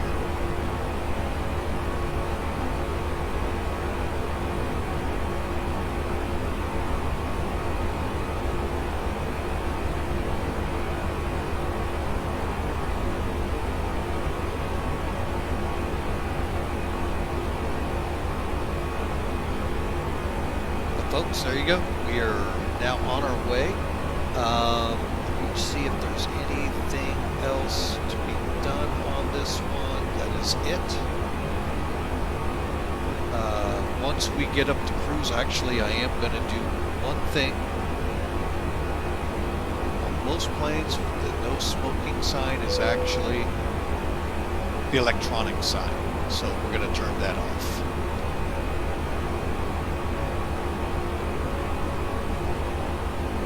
But for now, folks, just kind of sit back and relax.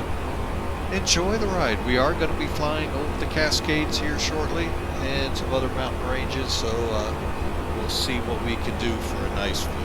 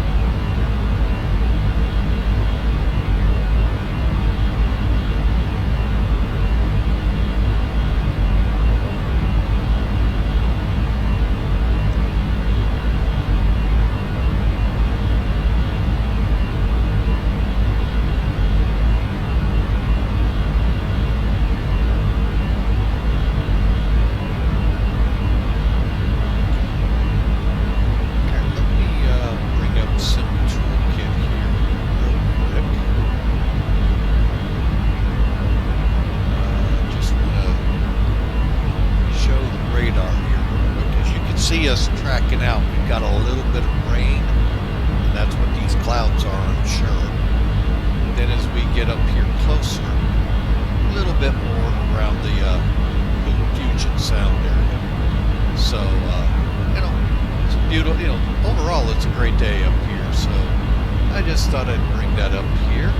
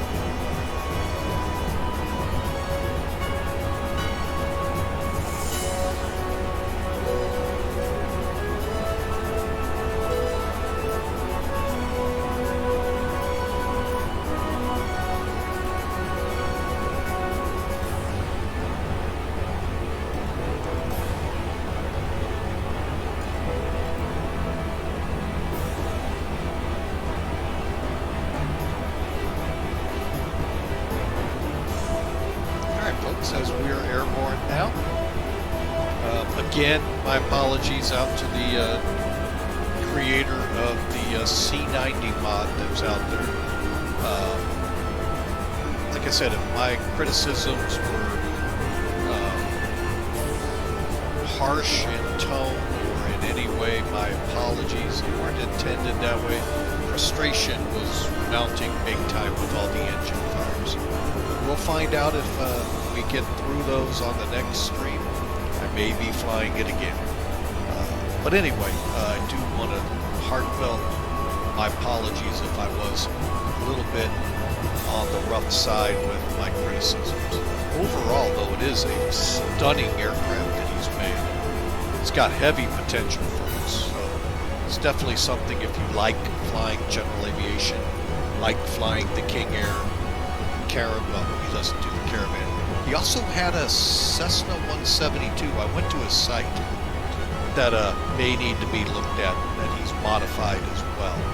So, but I don't know if that was for 11, 10, or 9. I don't know when that was done, but it's a possibility. I may have to look for that one too.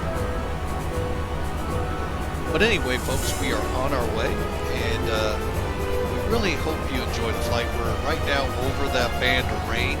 Actually, well, you can't because I'm looking at it on Fantastic. Weather's not turned on somewhere, so hang on. Just going to zoom down a little bit towards my plane. Well, there's a lot of rain starting to form up in the Puget Sound area, so Seattle. We're going into Bellingham, one of the most northern airports before Canada to fly to. Allegiant flies to it quite heavily, well, not heavily, but out of a lot of hubs on the west, from Los Angeles to Las Vegas and so forth, maybe even Mesa. I didn't dig in too deeply, but they also, and this is what I may be using it for, going up to Anchorage. So they actually do fly into Anchorage now. I mean, to me, that's hallelujah. But they're not a connecting type airline, so you may or may not get that connection, right? You may have to wait a day. And it's because, and I will keep many of the things I know about Allegiant to myself, being I work at an airport with them. But they are a low-cost carrier.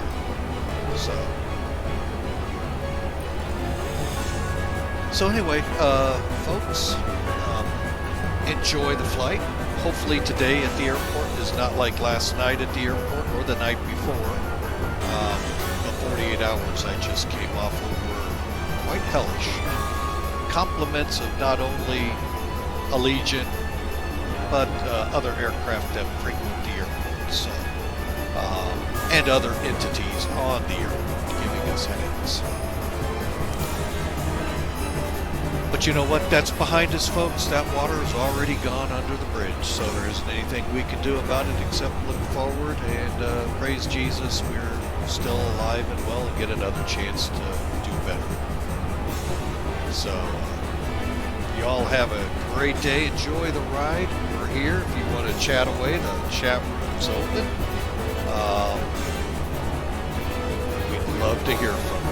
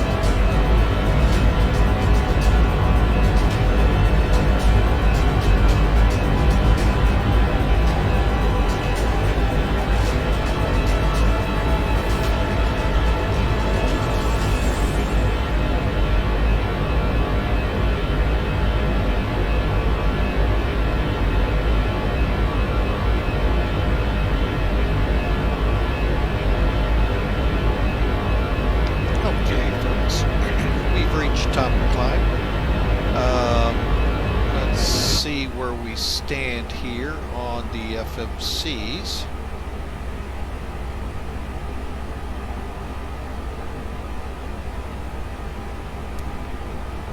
Clear that one off. Okay, we're 300 miles, 350 out of our top of descent, and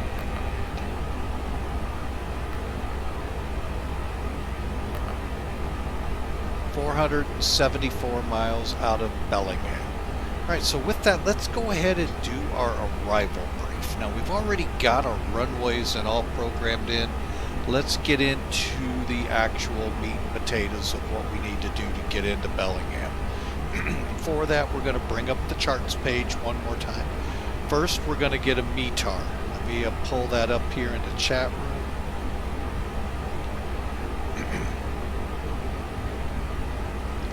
Okay, and it'll be Kilo Bravo Lima India. And you can see there's light rain. Ceilings at 7,000, so we're good there. Winds 200 degrees, gusting to 20, so it's a fair day in there. I mean, it's known for rain. What do you expect in the Puget Sound area? So let me get us over to the. Let's do it this way first. Okay, so we're going to get on the MADE, MADEE4 RNAV arrival.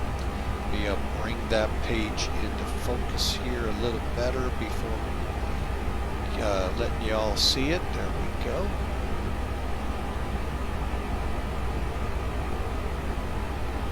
Okay, so that is up on the charts page. Let me just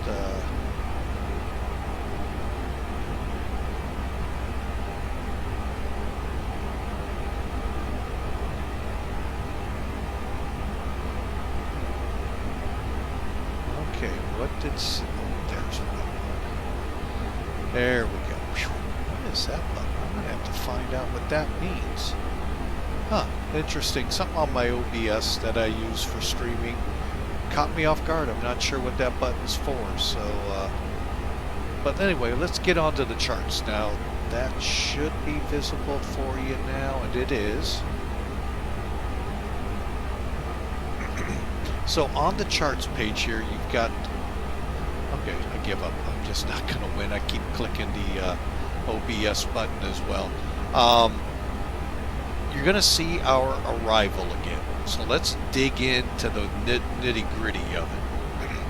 It is the MADE, MADEE4 arrival. It is an RNAV. So obviously we're going to need the DME and the IRU, all of which we have in the ADIRs to be able to land. And this is a landing on runway 16. So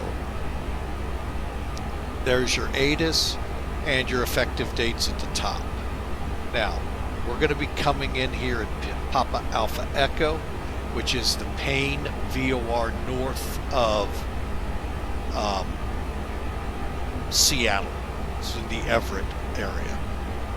We're going to turn at one, and we got to be at or above 16,000 feet at depth. It's really our biggest altitude to worry about will be up in Jared, where we have the 7 to 5,000. Everything else is at or above. And then same thing, working our way up towards the final approach. So we'll turn to outbound radial 333, tracking basically all the way up to Jared. Everett at or above 14,000. MADE, MAD, however you want to say it. There we're going to be at 250 for sure, maximum, at or above 7,000 feet. So obviously we need to be below 10,000 by then. Continuing Jared, between 7,000 and 5,000, at or above 4,000 at Usiaki. And then as we pull the chart up, we're getting closer and closer to the Canadian border. Yano at or above 2,000. And at Yano is when we'll expect vectors for the final approach to runway 16. So that's pretty much what we have here. Now you can shoot this with the 3-4, but and here's the instructions if you were to go that way. But here they are from Mady.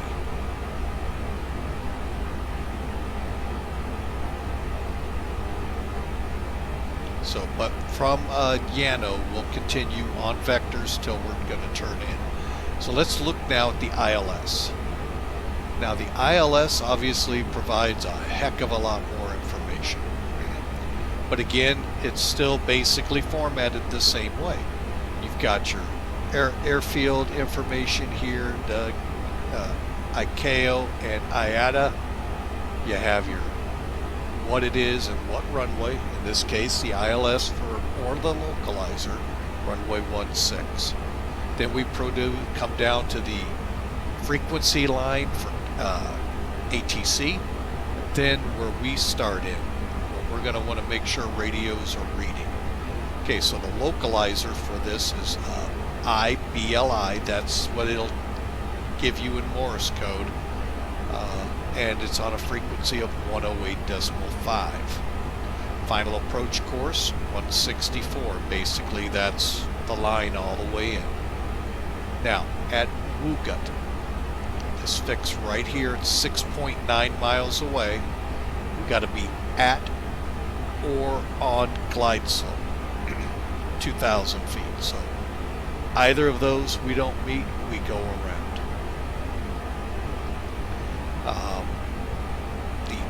The decision altitude is 363 feet MSL, which is 200 feet AGL, above ground level. Airport sits at 171 feet above sea level. Kind of shocking. I thought it would be a lot lower, being one of the little islands, I think, up that way, but maybe not. And then the touchdown zone, 163 feet. So obviously we got some sloping coming to us, so this could prove fun. All right, now, pressing down, the next section is the missed approach. Basically, you can read it there, climb to 700.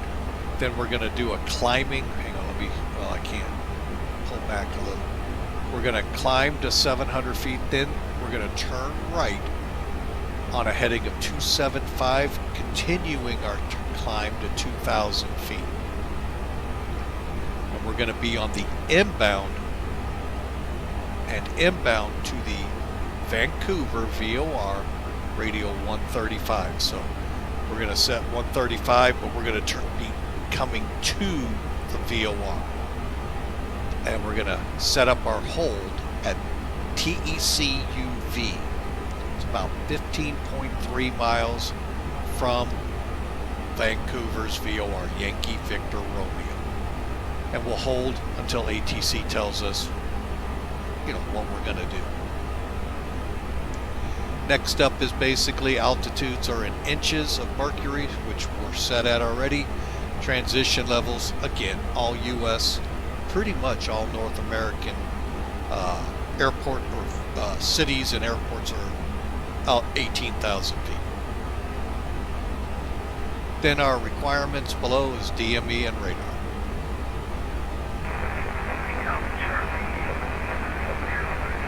Okay, continuing now, here is the actual diagram. This is one of the transitions. That's the only other transition. We're going to be coming up about like this. We're going to cut over to Seco and then come in. Here's the vertical profile. Here's how to, plan your 3-degree glide slope with speed and time on top of it. So for 3 degrees, you need, for our approach speed, which I have not looked up yet, shame on me. We're going to runway 16. Potentially we'll keep it there, and let's get the weather.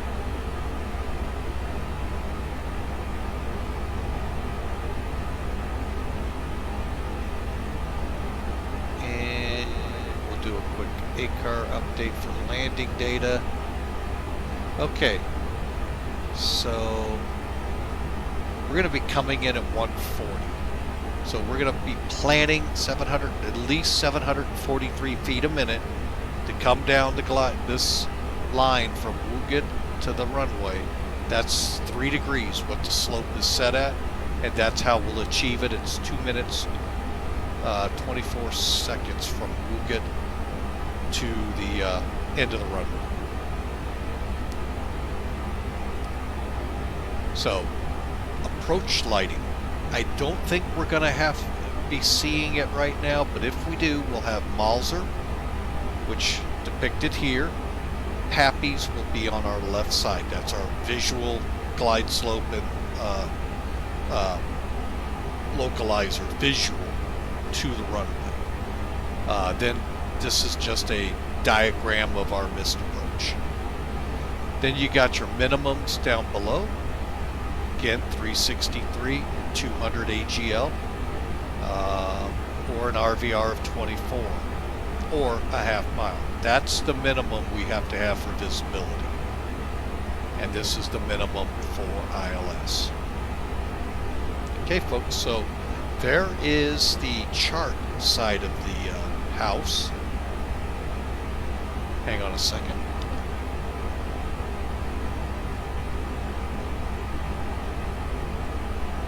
I'm just checking a couple things here.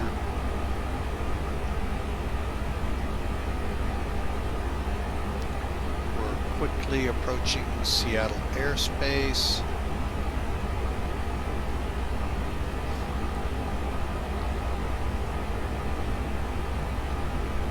Okay, and then lastly, our approach speeds. Right now we're planning 136 for approach, 131 for our landing speed, and that will give us a distance of 4,000 foot margin on the 6,000 foot runway. It's a 6,700 foot runway, so hopefully it plays out like it's advertised. Okay, and with that, folks, we're now 265 miles outside of our top of descent. We'll be switching to Seattle here shortly, and we'll be on course. But let's take a look outside the aircraft, as it looks kind of interesting, to say the least.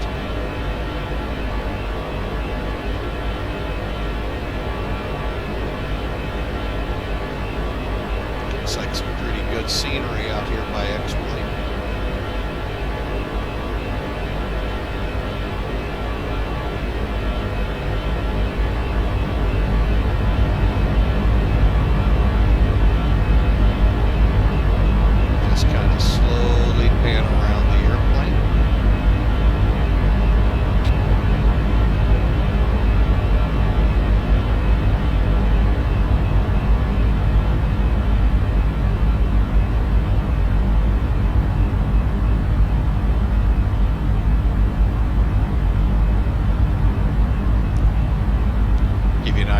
Ahead of us.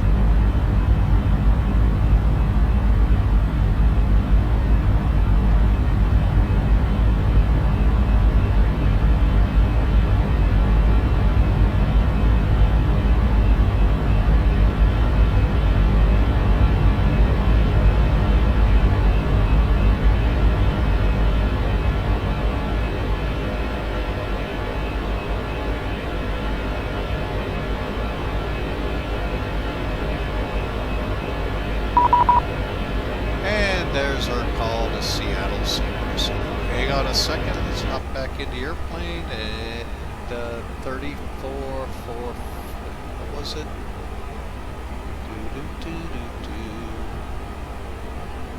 35, 450.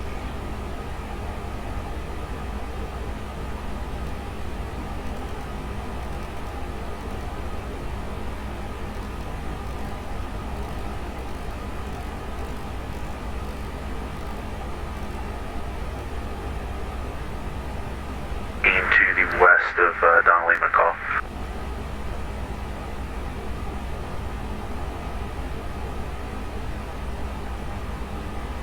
Delta 1838, tail center, squawk 5206. 5206, 1838. Seattle Center, MACAIR 572 with you, flight level 360.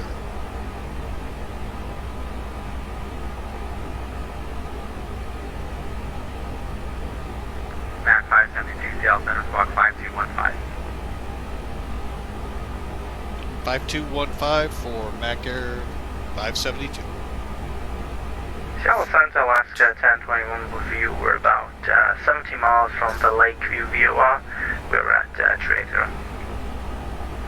Alaska 1021, Seattle Center Squawk 5244. 5244 in the box for Alaska 1021. Seattle Center, Delta 8791 Heavy is with you for 360.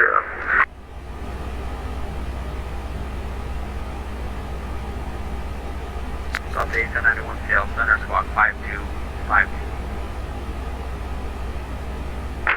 5252 for 8791 Heavy. Southwest 1838, radar contact, level 360.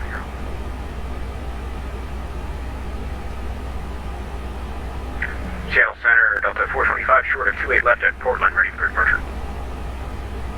Delta 425, Seattle Center, 28 left, clear for takeoff. Okay, it's not overpowering yet like it got in Phoenix a couple of Alaska weeks. 1021, radar contact, level 380.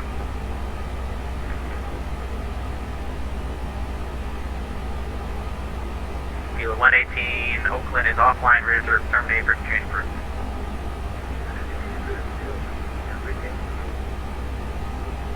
MAC 570, radar contact, level 360.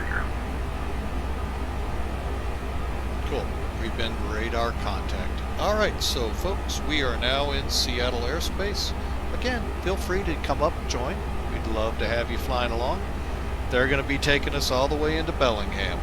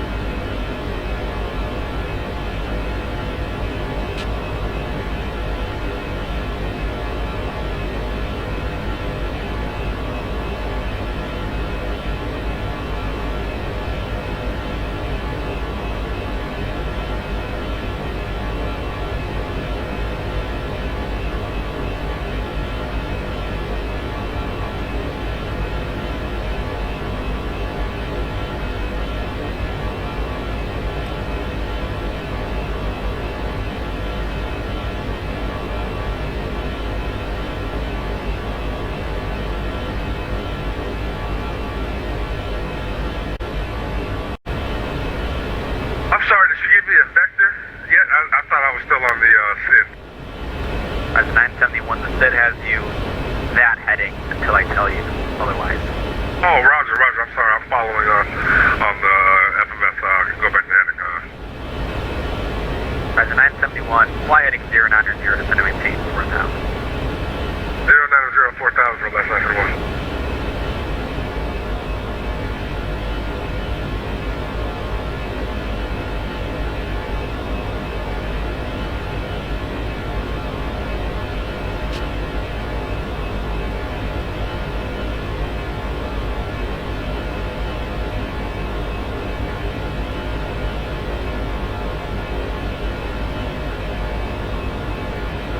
Delta 425, level on 6000 All right, folks, we should be back online. I don't know what caused the crash. I've been seeing that a lot lately. We just had an update about 3 or 4 days ago, and I've been seeing a lot of these here lately. None ever while streaming. It was while setting up for a stream to come in a couple of days later. So, not really sure what they changed, what's causing them. Hopefully we don't have another one.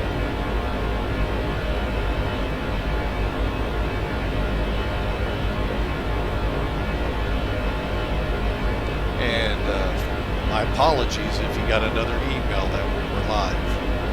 Wow, that's not cool.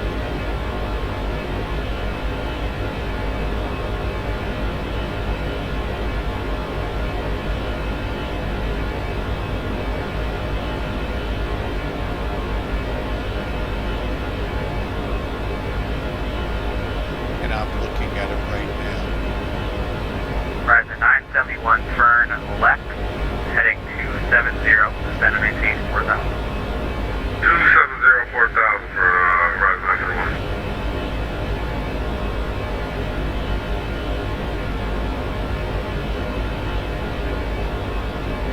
Okay, none of this makes sense. Why don't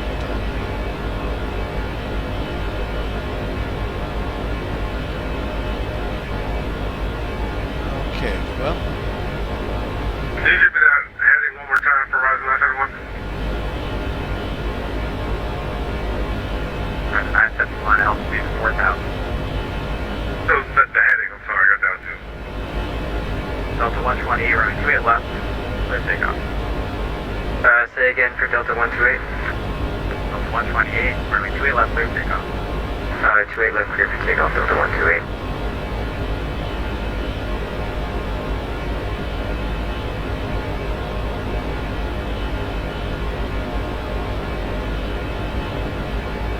Seattle Center, Southwest 1838, requesting descent.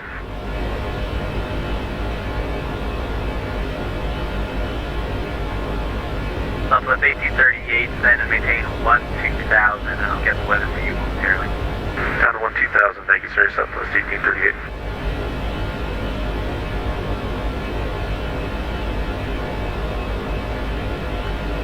Southwest 1838, Delta 2981, and the wind is 230 at 19, gust 28. Alright, we got it. Thank you, Southwest 1838.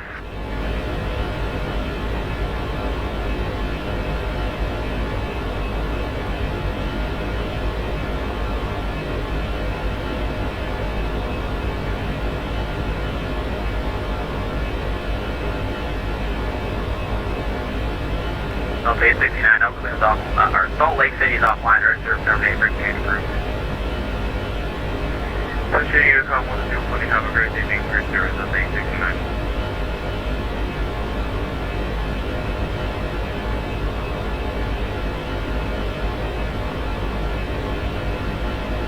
Alright, let's hop back into cockpit here. Keep everything up at the moment. Alright.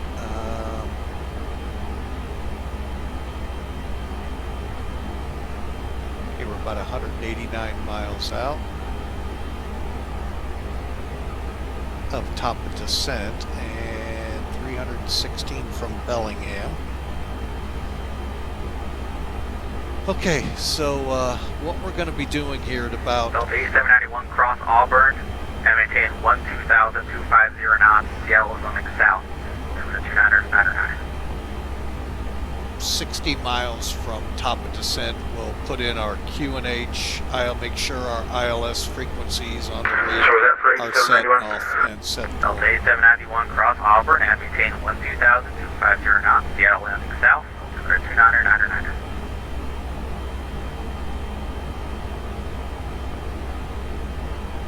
Okay, we can go ahead, I think, and just... Okay, cross Auburn at 1-2000, maintain 250, and landing south for Delta 8791 Heavy. Delta 128, radar contact, sail. Delta 128, we're passing 5,000 for 6,000. Can we get direct to Kuga? Delta 128, climb maintain level 200, cruise as requested. Say again for Delta 128. Delta 128, This climb is what maintain gives level me these 200, people don't cruise turn as their requested. volumes up loud enough to hear them. Sorry, Delta 128, we can't hear you. I'm gonna just turn up my volume quick. Stand by. Delta 425, descend via the Hawk 7 arrival, Seattle Atlantic South, altimeter 2999. Alright, descend via Hawk 7 2999 landing south, Delta 425. 971 radar contact. Delta 227, Vancouver is offline, radar service terminated, frequency change approved. Change approved, Delta 227, thanks for service, we'll see you. Say again for Delta 128. Delta 128, climb and maintain flight level 200, and clear direct Cooper. Flight level 200, direct Kuga, Delta 128. Delta 8791, you copy your descent.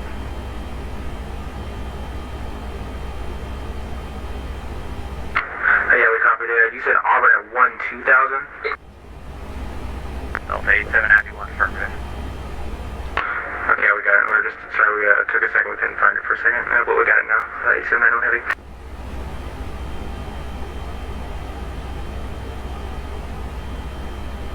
Isn't that nice? Huh.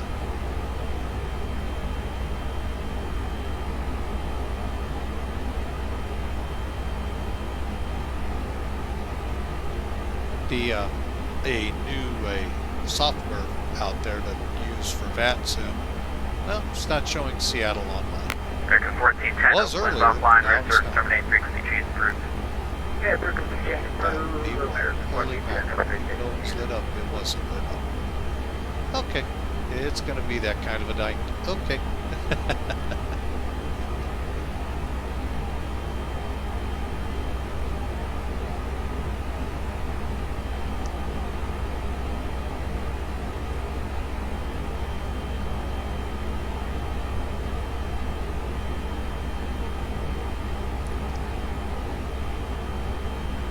All right, we are closing in on Spokane at about 20 miles out. From there, we go direct.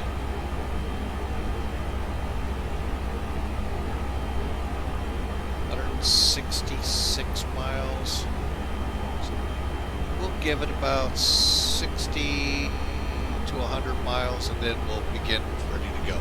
So we're going to run a little music here in the background and see where that takes us.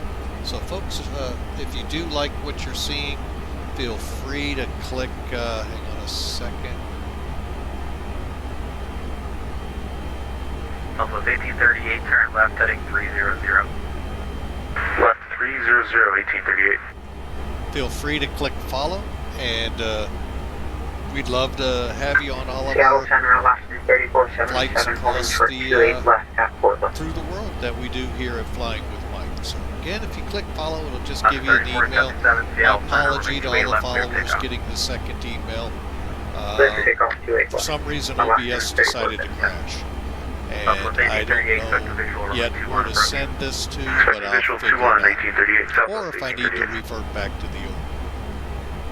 So, but for now, sit back, relax, enjoy the fine service, and we'll do our best to get us into Bellingham here shortly.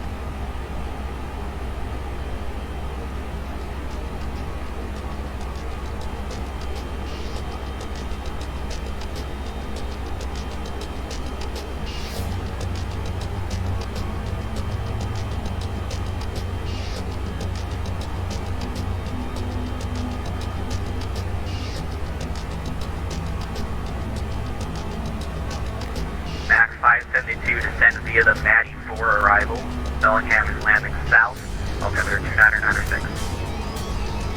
MACAIR 572 understands, descend via the Star Matty 4 into Bellingham.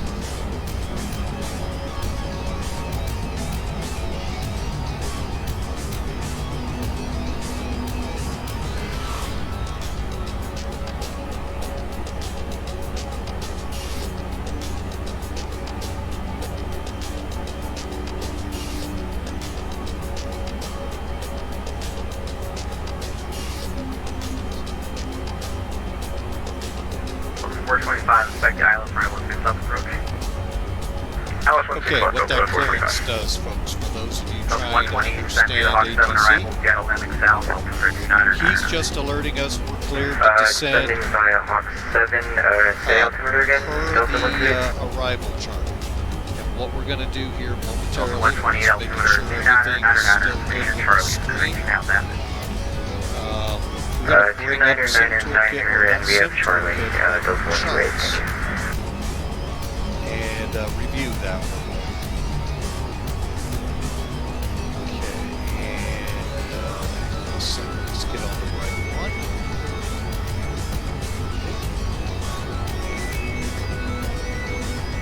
Okay, so the chart's up. Southwest 1838, descend and maintain 6,000. 6,000, Southwest Okay, 1838. so we need to be at or above 16,000 by pain. So there are no other restrictions out there that they're telling us. So we'll plan 16,000 or above at PAE, and you got the frequencies and the chords, and then we'll descend via. All right, that's all that meant, folks.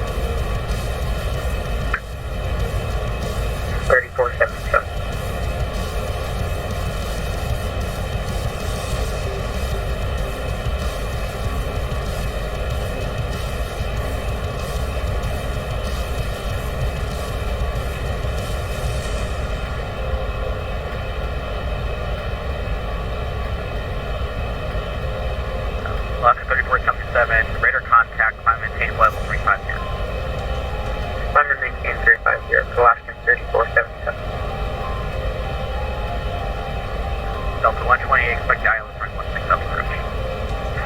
16 left, ILS, Delta 128.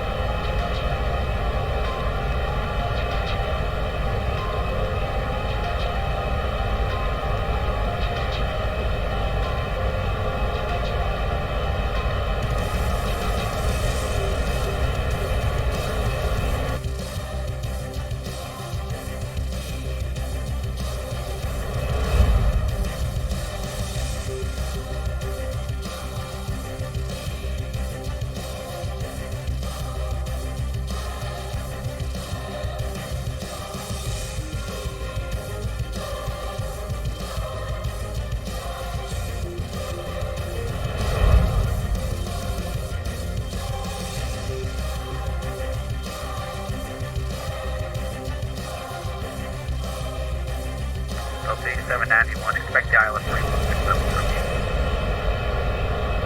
We'll expect the ILS 16 left for 8791 heavy.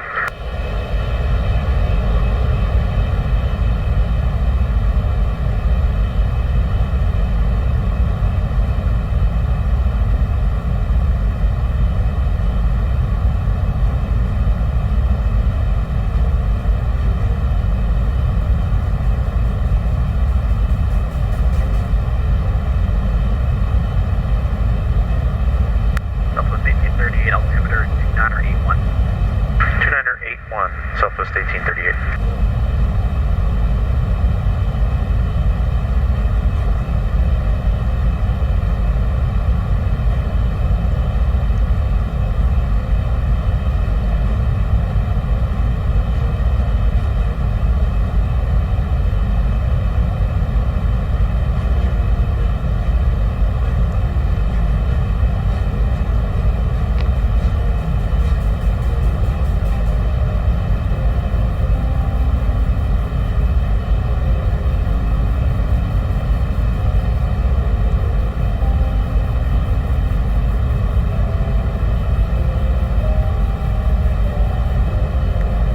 American 1 climbing through 1,700 for flight L370, come down from the north.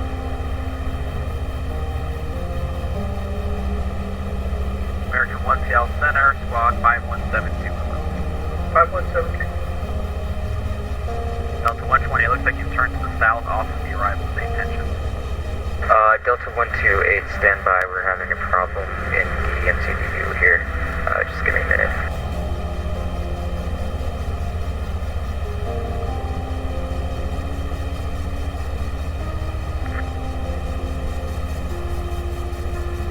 Southland number 922 Papa Kilo, after Longville Lake High Park Lane to Coeur d'Alene. Team 922 Papa Kilo, Seattle Center, good afternoon, on request stand by. Roger. Looks like we're getting back on course here. We're going back on the arrival Delta 128. American 1 radar contact, flight 13,000, climb and maintain level 370. 370 on course, American 1.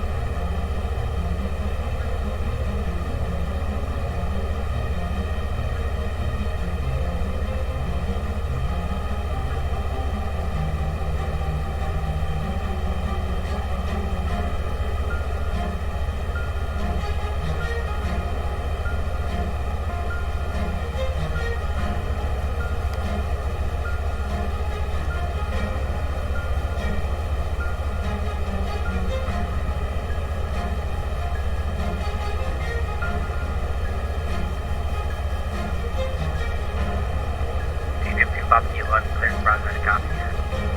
Roger, copy, 2 Papa Kilo.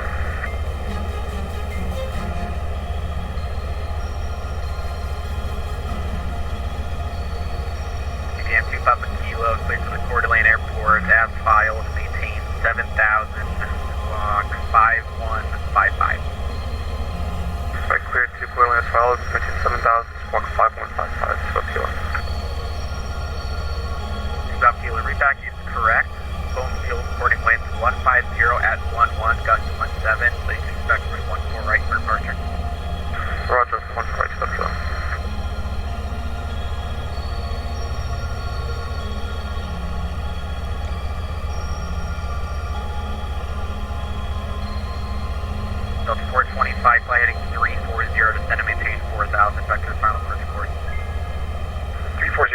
1000, Delta 425.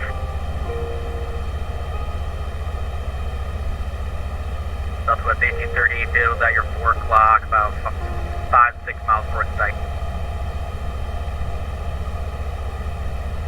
We're looking here, 1838. We've got the field, Southwest 1838. Southwest 1838, cleared visual approach, runway 21. Cleared visual 21, Southwest 1838.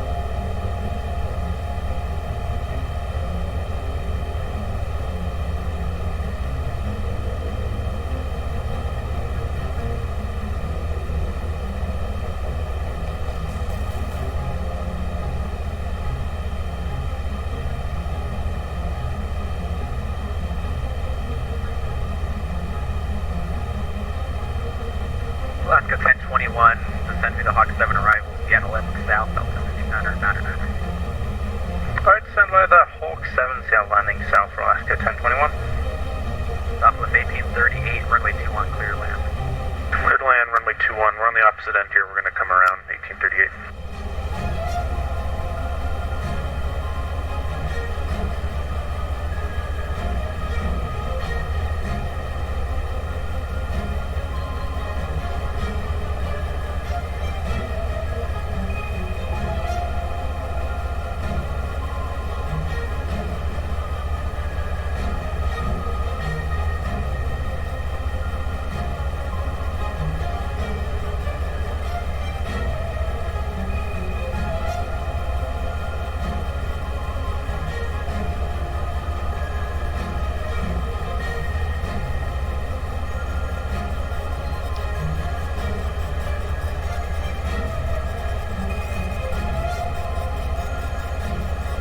Seattle Center, Alaska 576.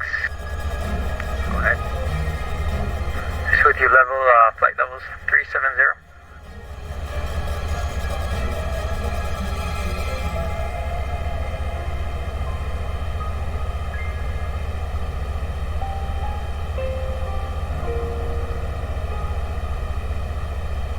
Alaska 576, Seattle Center, squawk 5163. Squawk 5163 for Alaska 576.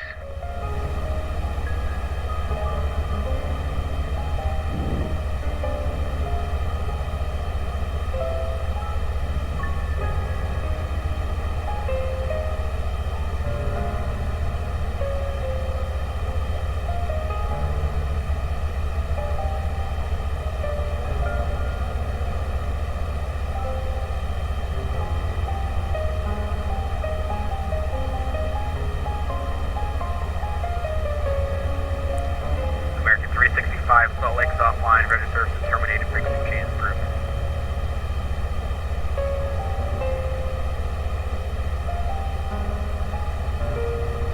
Oh, do you know copy? Okay, Plaza, you have a good day, bye-bye.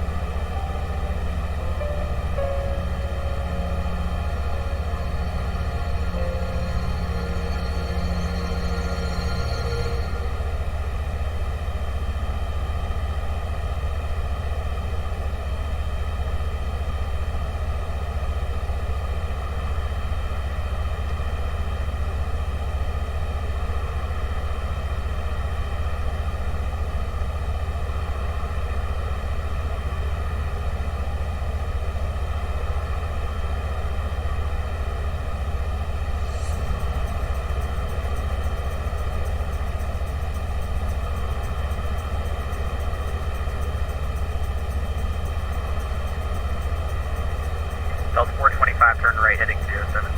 Vector south, road report. Right 070, Delta 425.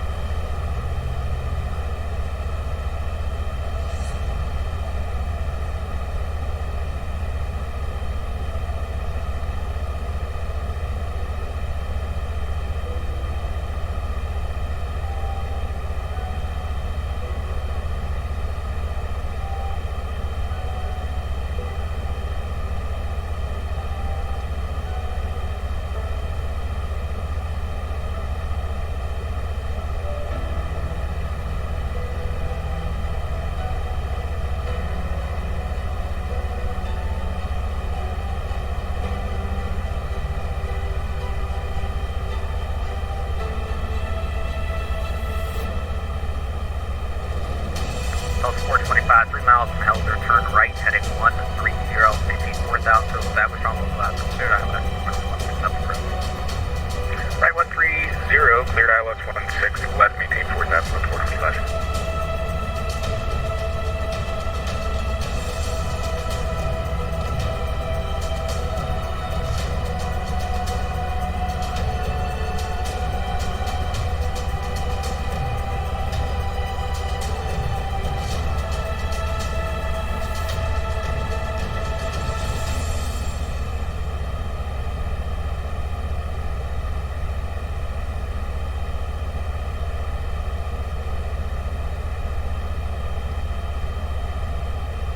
Folks, welcome back. We're here, and I want to apologize for the stream cutting out like it did. For some reason, OBS decided to crash on me, and I have no idea what caused it. But what we are going to get done here, let's get this aircraft ready to descend. We're right now, let's look at the other one, 43 miles out. So what we need to do here, we're going to go to the perf page. Number 922 Papa Kilo, wait for taxi. To the approach page of the perf. And we're going to enter the QNH, which is 2996. Kilo, runway 14 right, taxi via Alpha Alpha 1. Alpha Alpha 114 right to Papa Kilo.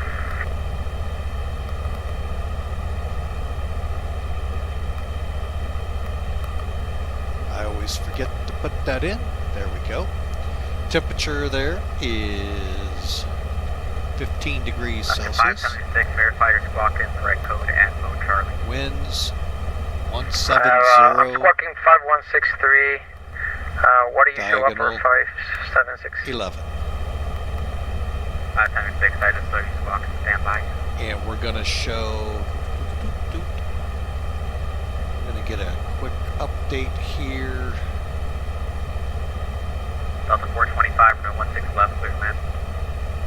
Clear land 16 left, Delta 425.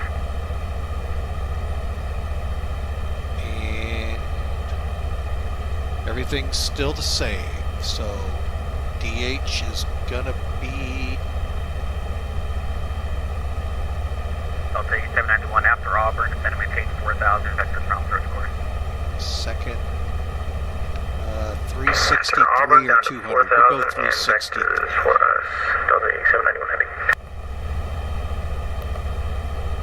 And we'll be doing full flaps. We're off by a knot. We're okay. So we're set for descent. All we need to do is plug in.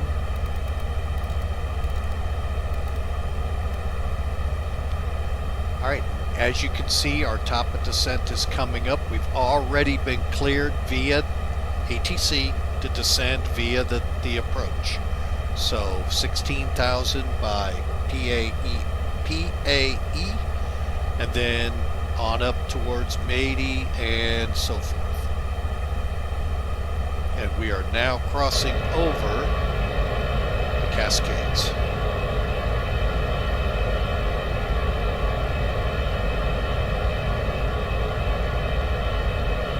Again, for all of you out there that were following us, well, were on with us on the start of the show. For some reason, OBS decided to crash. And we're on a second stream now, so I don't know what happened with that. I don't understand the crash report, and I'm going to try to send it to OBS so they can understand it. Hopefully. I say that cautiously.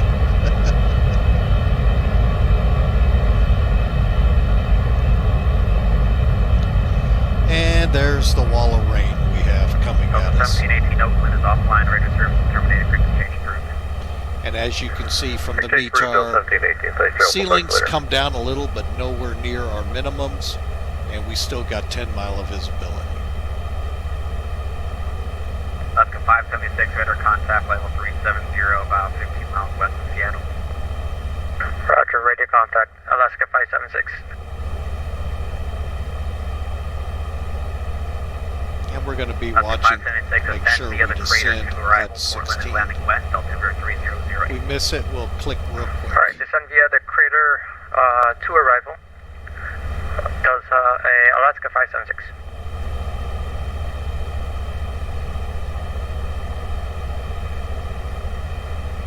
Okay, we're showing 16 miles out. South center number 12 kilo at 14, ready to go.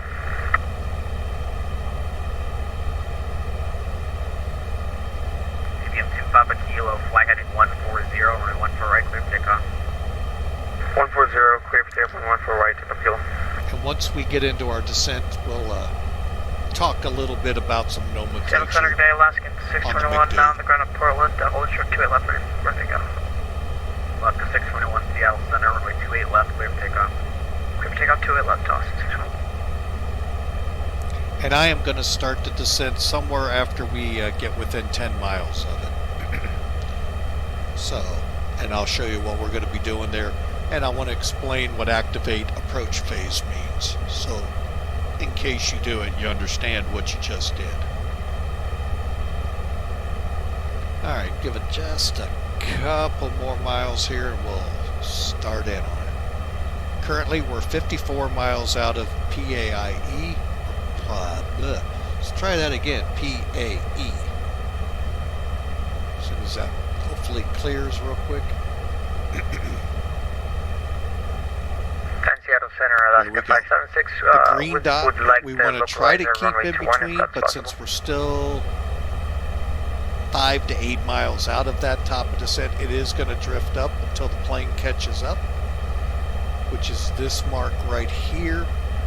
And at that point, we'll be on the path properly. Yeah, we can do that. Alaska 576. 576, you expect All right. the ILS runway 28 So right. if I was to click this, this will not start my... Alaska 576. Alaska 576, actually, it doesn't have to be ILS, it can be RNAV or visual, whatever you like.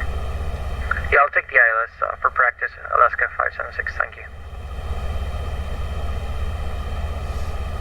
So, Delta 8791, anyway, turn left heading if you 260. click approach phase, that doesn't start it, or it doesn't put you in the approach page. What it does is it takes you to slowing down to 146. So, at 146 knots, this high up, folks, that's not good. So, what I will do is wait till we're closer to the airfield, set my speed, then put us in approach. So that way it won't drop us down, and I can still keep us going until we need to slow down. Does that make sense, I hope? If it doesn't, chat room, let me know, and I'll try to do it a little better the next time. But again, we're looking at 6,700 feet. KBIL Bravo, thank you for the help today. Have a good one, Delta 425. We're going to be using brakes medium. Let me see if that's specified up here. No, it's not. Delta 8791, 6 miles from Helzer, turn left heading Okay, let me try 190, something maintain here. 4000 till South Charleston, left and clear house on 16 up approach.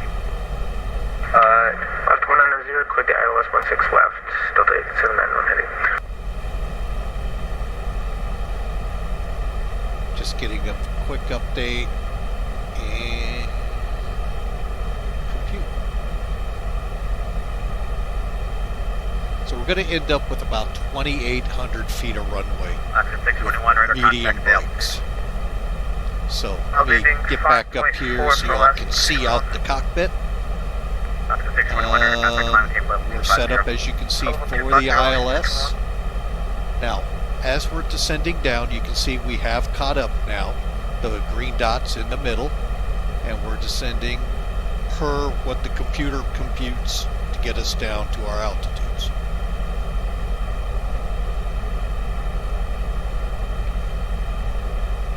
I've got it set to 16 to make sure we're at least at 16,000 at this point or above. So I don't want us to go below. And then likewise, the rest of the way up, I don't want us below 14,000 or 7,000 by mating. So I will set us at, once we cross Matey, I will set us for 7,000 or 5. I'll set us to an altitude, or ATC might, you know, I don't know. But we'll see what happens.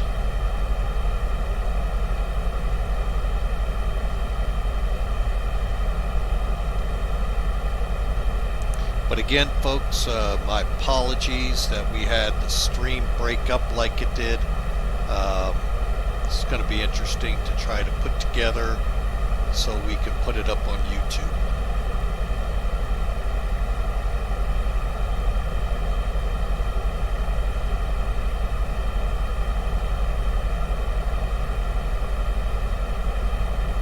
Which I may not be able to. Alaska 33, south and runway 28 left, clear takeoff.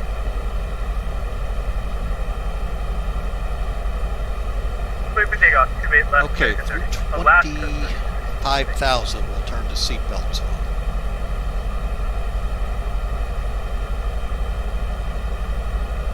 Delta 128, 6 miles from Helzer, turn right.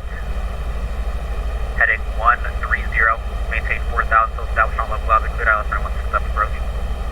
Heading 130, 4,000 till established on the localized and cleared ILS 16 left, Delta 128.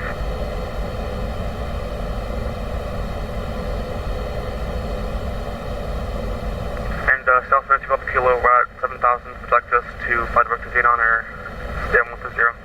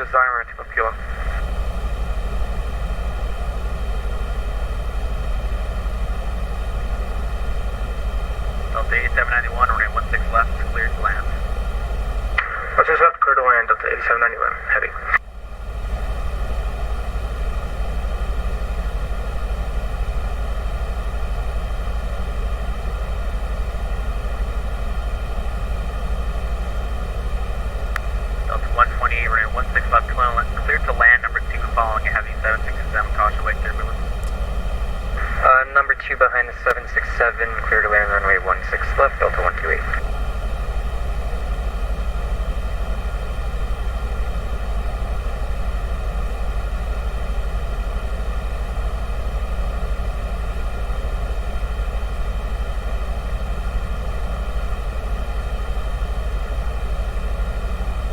Okay, we're going to go ahead and set our next altitude. 1133, stay altitude. 4,500 for 7,000 meg, Alaska 33. Alaska 33, order contact, climb and maintain, flight level 250. 25,000, Alaska 33.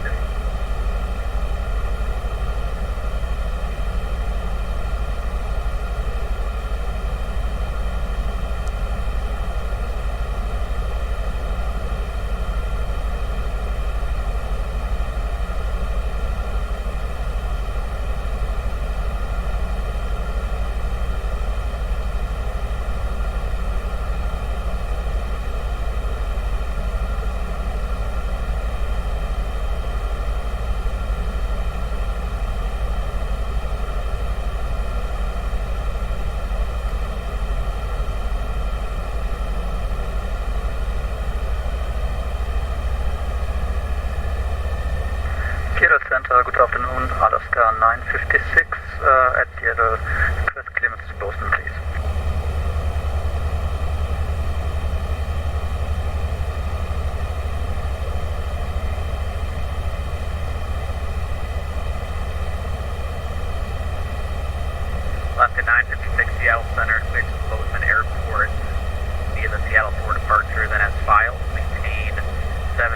back to flight level 370, 5 minutes after departure, squawk 5174. Tito Bozeman Airport via Settle 4, departure assault, climb 7,000 feet, expect flight level 370, 5 minutes after departure, and squawk 5174, Alaska 956.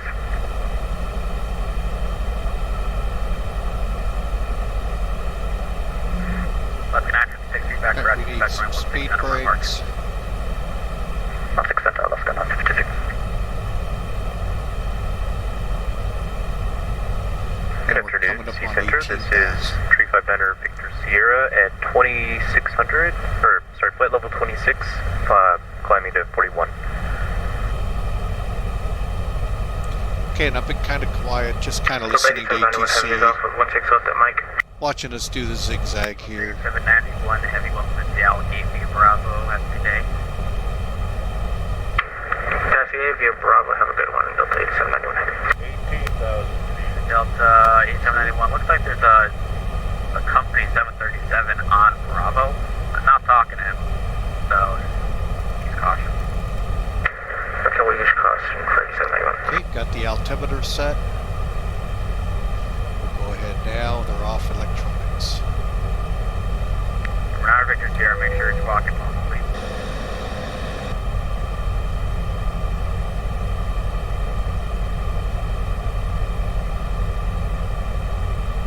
Seattle Center, November 488, Hotel Papa, flight level 220.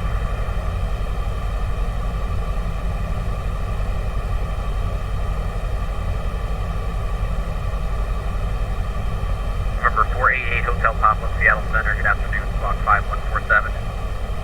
5147, Okay, done with the speed brake, not the armed yet. Okay, so we're coming up rapidly. Marina Hotel Papa, radar contact, 71 miles southwest of Klamath Falls, flight level 220. Okay, now Mady, we need to be at or above 7,000, but at 250, we're already at the 250 mark. So we just need to lose some altitude.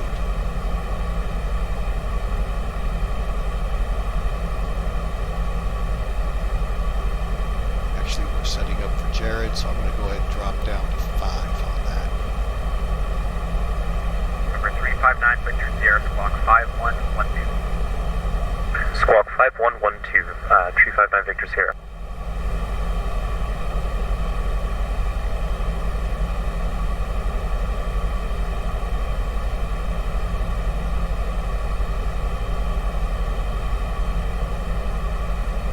Seattle Center, Walker 694, we're level entry 2066 south-southeast of Klamath Falls.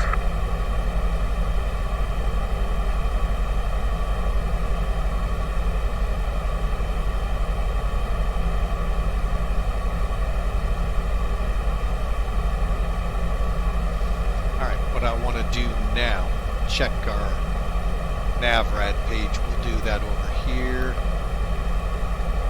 695, Seattle Center, good afternoon, squawk 5266.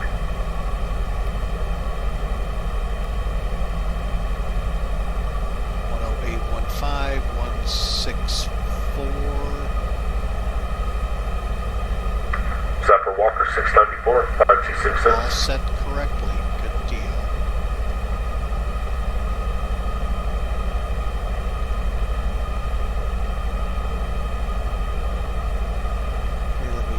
Okay, let me check my 694, make that VTOL. 5203 for the squawk. 5203, Walker 694. Okay, we're going to be getting an updated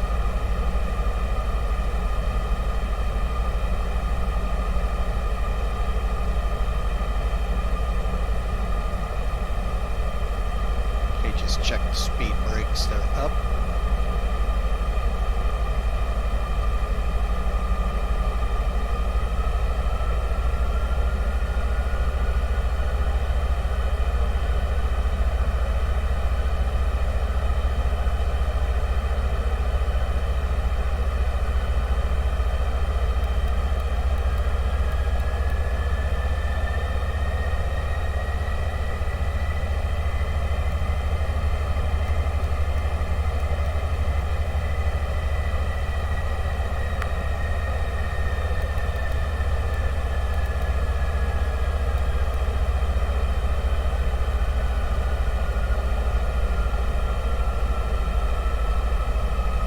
Okay, and when you see it's not descending like you want it to, or I guess getting below what it's projecting. But for me, I'd be comfortable. I know it said 7th. We could bump it up. Let me relook at the arrival chart. Split the difference.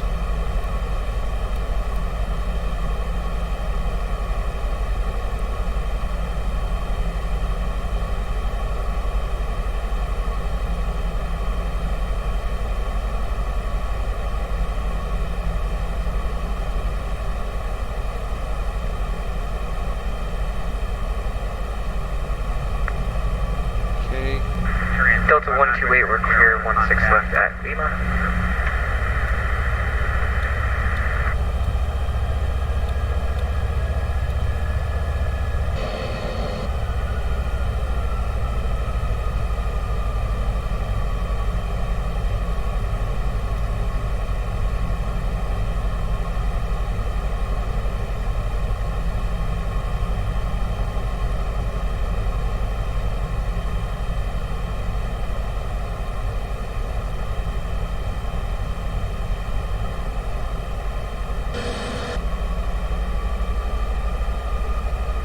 Welcome to Seattle, folks.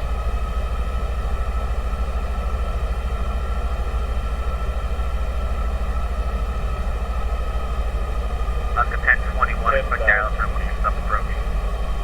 Alright, we'll expect 16 left from Alaska 1021.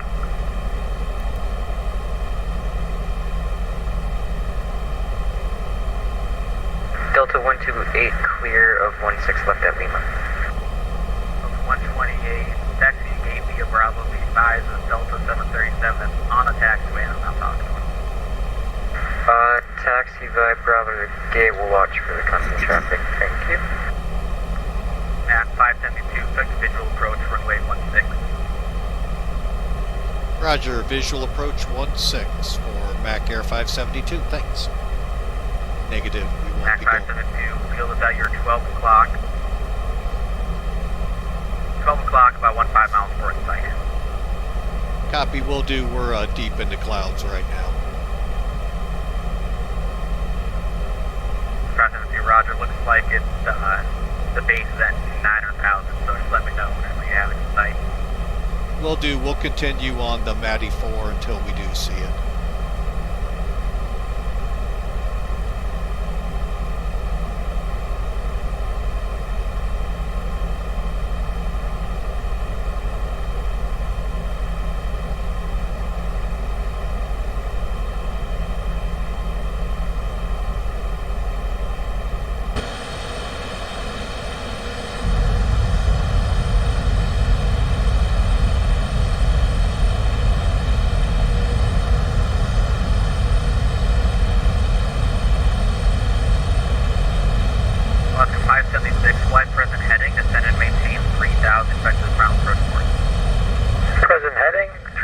Vectors for final. Alaska 576.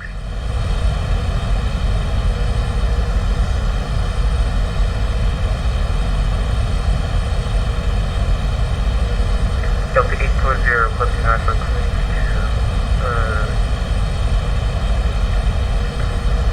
kilo. Never mind.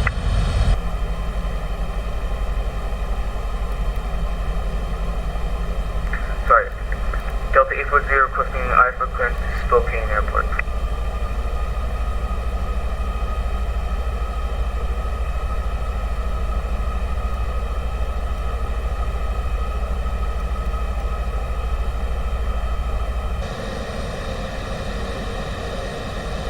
Delta 840, Seattle Center afternoon, clear to the Spokane Airport as filed. Maintain 7,000, expect flight 2905 in depth of departure.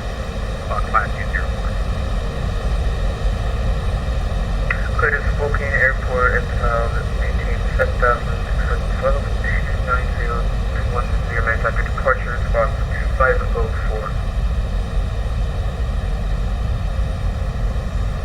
Delta 840, read back correct, dispatch runway 1600 for departure.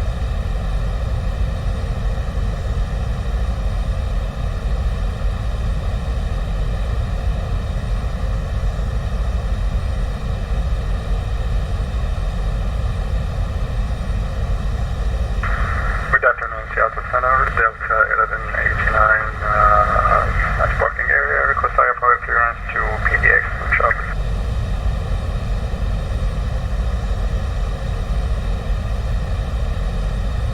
Last thing calling SAG and call sign.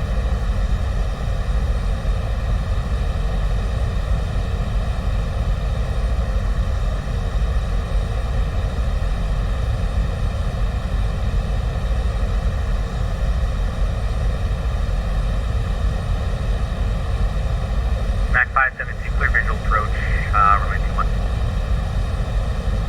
Or sorry, not 21, runway 16. Copy visual 16, MACAIR 572. Had me going there for a second. Okay, folks, so we've cleared the visual. What I'm going to do here is make sure we're... Delta 1189, Seattle City on the street.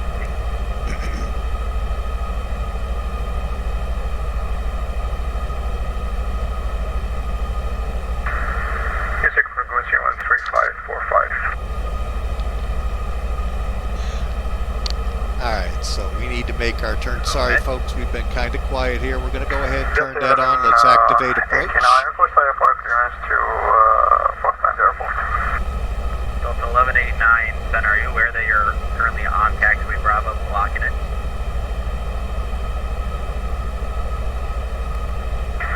Say again. Delta 1189, you're currently blocking taxiway Bravo, which is in the Blue area. So in the future, before you push back or anything, you're currently blocking taxiway Bravo, which will cause the issue. Roger, Okay. that just forgive And me. I This is just the first activated time approach, using folks, so X5. we'll be on the ground here in about 10 or 15 minutes. We're going to continue our descent now down to Alaska 2. 576, you still with me? I'm still with you, waiting for vectors. I just blew past the localizer.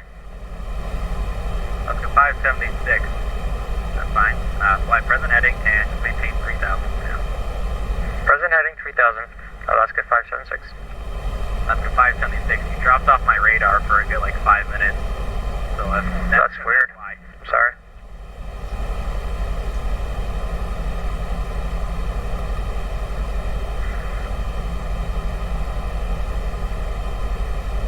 Alaska 1021, fly heading 340, descend and maintain 6,000. Correction, descend and maintain 4,000, vector southward.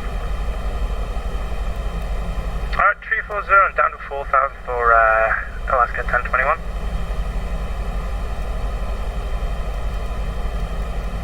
Seattle Center, Alaska 3477, can I switch to Unicom now?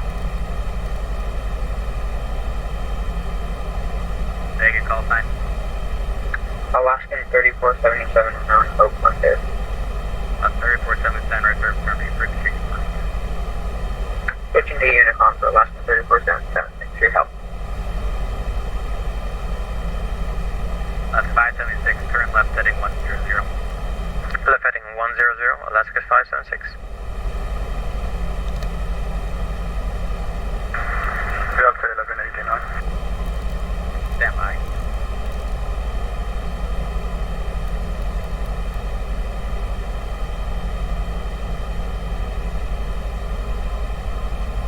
Alright, so we're going to start turning for the runway. Left 576, turn left heading 270. Left heading 270, Alaska 576.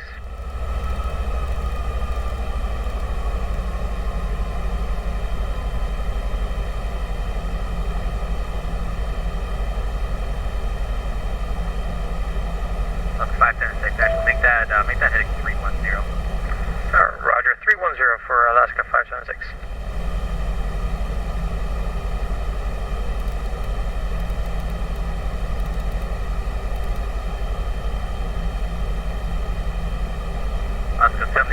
Alaska 576, 5 from OMC, maintain 3,000 to South Town localizer, cleared ILS, runway 28 right approach. Sorry about that. No worries, 3,000, 310 heading until established, clear for the ILS 28 right, Alaska 576. Delta 1189, contact Seattle Tower 119.9. 119, 1.9, order Delta 1189, thank you.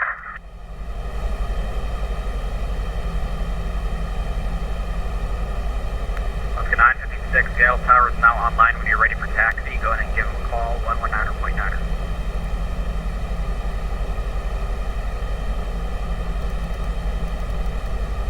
Delta 840, when you're ready for taxi, contact tower at 119.9er.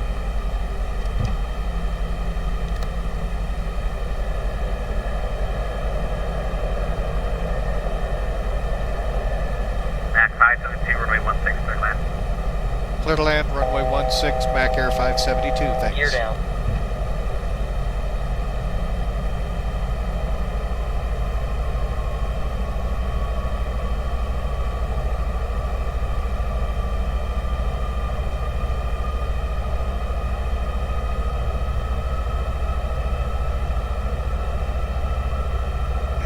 And I do have the runway, folks. I'm just gonna bring her in a little bit here, get to within about 1,000 feet, and we'll take over. Really wish I knew how to get rid of this. 2,500.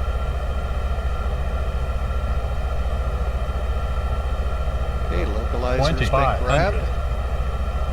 And a glide slope. Gears down. American 1 is the airspace to the east. Salt Lake City Center is offline. 8 mile final. Hey, American 1, over to you, something.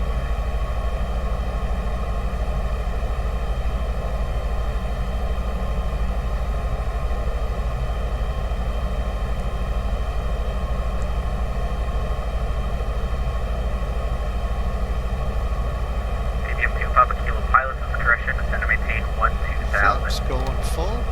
And the altimeter Alright, at you need to arm the spoilers. Alright, down to 1,000 at fast version. Thanks for Medium on the brakes. Brake fans on. Oh, my bad, wrong switch. There we I go. now have the weather at Coeur d'Alene. And wind go around set to 190 at 14, 2,000. We're good to go. and the altimeter at 2982. Roger, thanks, South Kilo. Okay.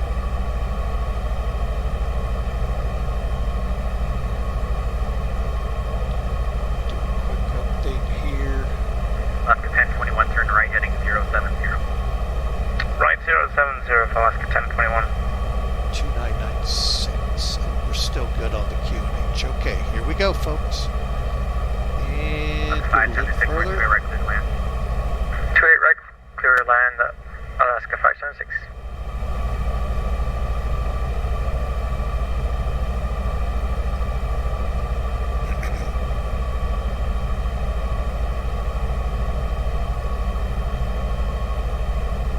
Seattle Center, this 359er Victor Sierra requesting flight level 360. I have 86 knot crosswinds up here.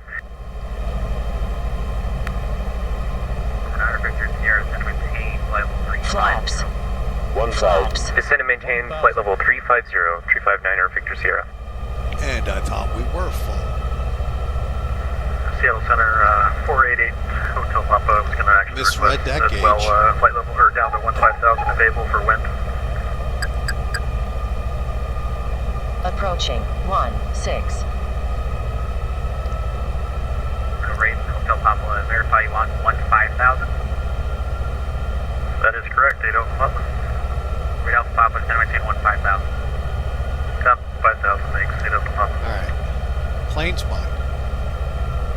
And you can see them all, sir, folks.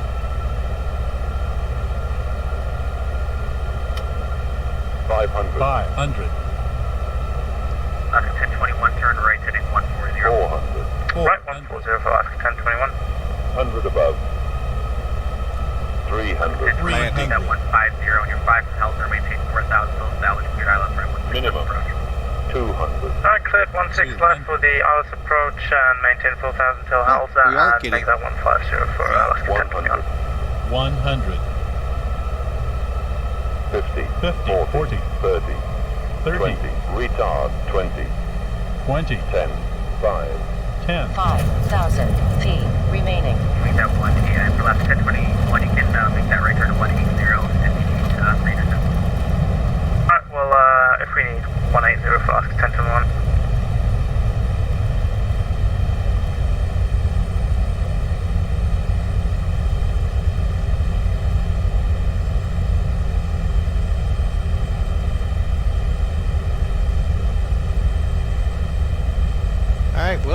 I didn't even put in a bid for my landing, but 272 feet a minute, folks. We'll take it.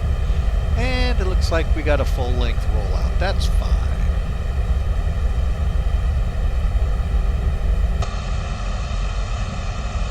Lower 694, descend via the Timbers to arrival, Portland to landing west, altimeter 3009. Timbers 2, landing west, Walker 694.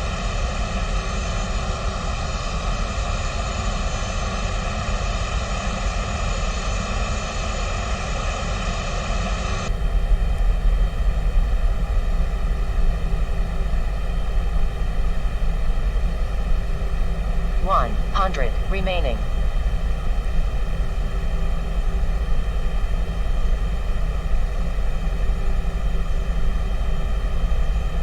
I'm Seattle 8 Alpha Papa. Can you give me an altimeter setting?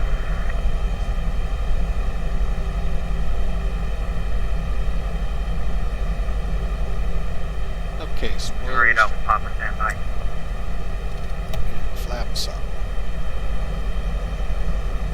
8 Alpha Papa, Klamath Falls, altimeter 3003. 3003, thanks, sorry about that.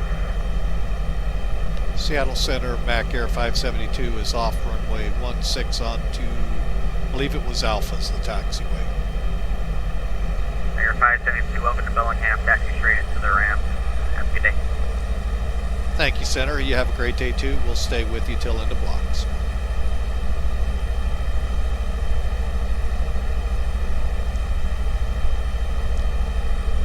Okay.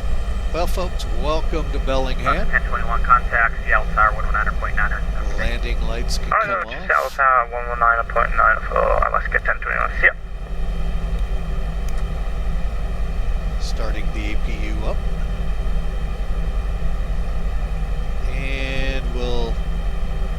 And as you can see, folks, the blips are showing, so that's a good thing.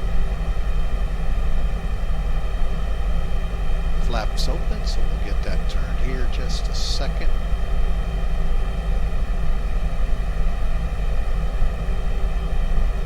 Alright, so get that firing up now.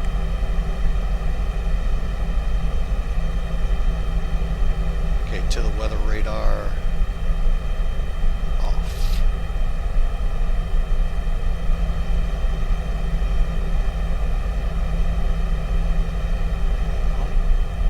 We can actually go standby. Oh, no, we can't. No, we can't. All right, let's see where the terminal is here, folks. And South Center for Papa Kilo, can you give me an update on the weather? Weather lane, please. For 2 Papa Kilo, automated weather is reporting wind. Sorry, reporting wind 210 at 21, gust 27, visibility 10 miles. Sky is scattered at 7,000, temperature is 19, dew point is 02, altimeter 2980.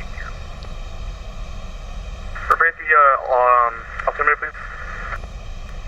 2 Kilo, altimeter 2980. 2980, thanks for the update, 2 Kilo.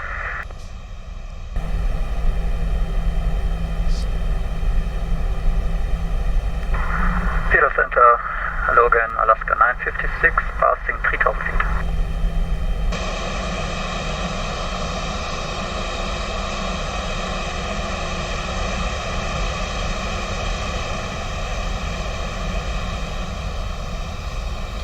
Right over there, folks, is our terminal. We should be in the blocks here any minute. APU's already up and running. All we gotta do is turn the bleed on, and that'll finish up the after landing. Army, Alaska 956. Thank you. 2 Kilo, descend and maintain 12,000, safe road respect. Down to 12,000, we'd like the RNAV for 06 South Kilo. 2 Kilo, you expect that. Right, wait for the I have to admit, this is the first time I've ever been into Bellingham. Looks like exterior, so we'll be using the stairs instead of the gate.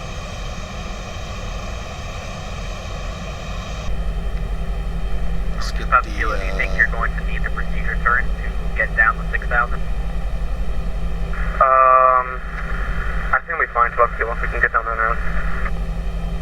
Remember, 2 Kilo, clear direct Spokane, cross Spokane at or above 5,600. Alright. Cleared RNAV, runway 6 approach. Alright, approach Spokane, past that 5,600, clear RNAV 06, 12 kilo.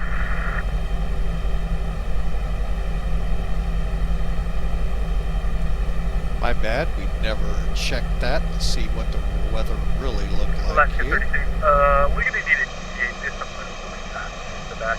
Looking at Crater Lake Klamath Regional. Second call sign. Alaska 33. Alaska 33, and verify you want to go to Klamath Falls Airport.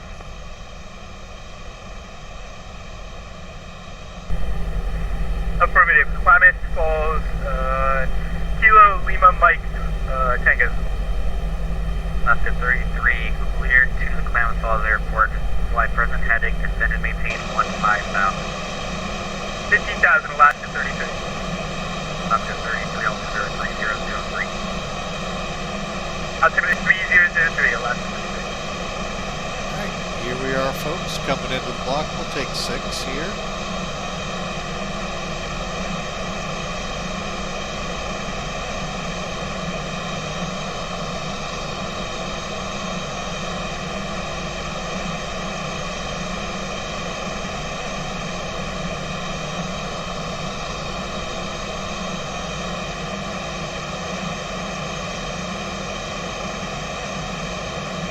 Seattle Center, 359er Victor Sierra. Do you know So altitude we're where in. the crosswinds are less Lights severe? are off. Okay. APU bleed coming Niner on. Victor Sierra, say again. Do you know an altitude where the crosswinds are less severe, or something I can descend or ascend to? Matter of fact, remember Niner Victor Sierra, that is up to you to figure out by looking at what's the loft chart. So let me know what else you need. Copy that. Okay, so shutdown. We got parking brake set. Parking brake is set. Just re-verifying flaps are up, spoilers are retracted and not armed. I thought that was turn the landing LS off. Okay, smoking and seatbelt signs are off. We're on the bleeds. Engine 1 off, engine 2 off. Alaska 33, you can expect the RNAV runway 32 approach. RNAV 32, Alright, expect and Alaska 33. external lights off. And they are beacons off. Fuel pumps off.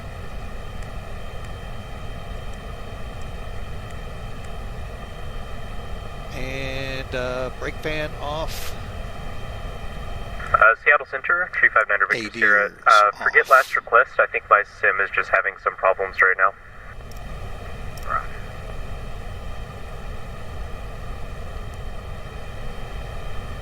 Alright, so let's get down here to the service panel, get the chocks on, get the external power unit going. Now, Papa Kilo, no traffic filter, turn you in the field for an IFR cancellation or misapproach this frequency. we're calling both front and back to open up, so we'll have 2 sets of stairways, and we've called for the baggage loaders. And you can see they are now connected. The Heartwood arrival in 2 right now. It sounds like now I picked a good time to bring the airplane in and land. That's 621, right up to Western. Okay, and with that, we'll go here. 621, Oakland is offline, radio service is terminated, frequency change approved. We're on internal, Intercom, on external line. power as well. All right, folks, welcome to Bellingham. We need to disconnect. Let's first confirm with MACAIR. They're a little more disheartened with my landing at 323 feet a minute, but we'll take it. And PIREP's ready, and we'll file it. And then we'll let center know we're into blocks and shut down.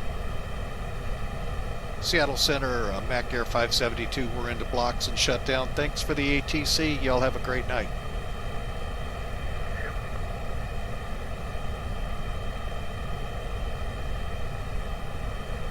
and disconnect. Reason I did all of that now, we're going to do like we try to do on all of ours.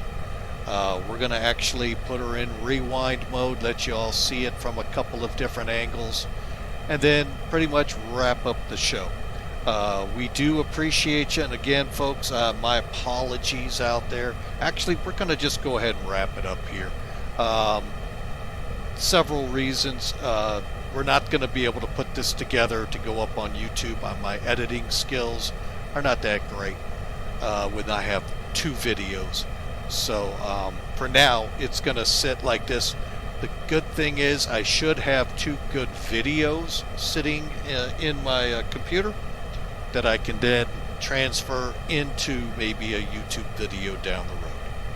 But folks, thank you for flying with Mike. We sure do appreciate it. Let me pull up some quick outro music here.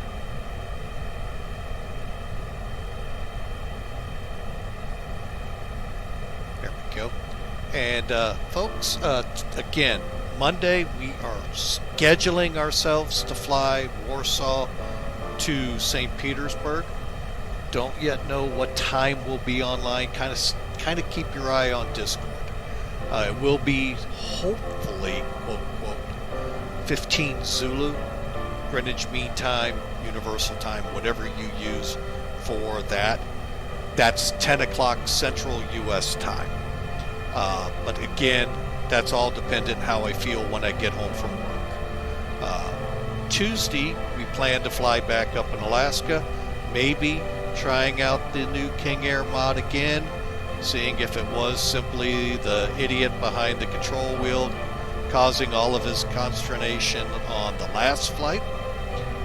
That's always a possibility, folks. I'm not a professional pilot.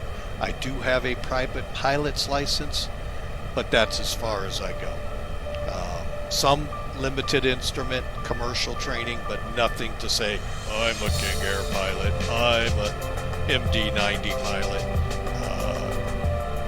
I'm an Airbus or 747 pilot. None of that. I am just a private pilot, and I haven't flown Cessna Piper Beach in well over 30 years, so I mean, I've got to get recurrent before I'd be able to. So, but anyway, all of that aside, we thank you for flying with us.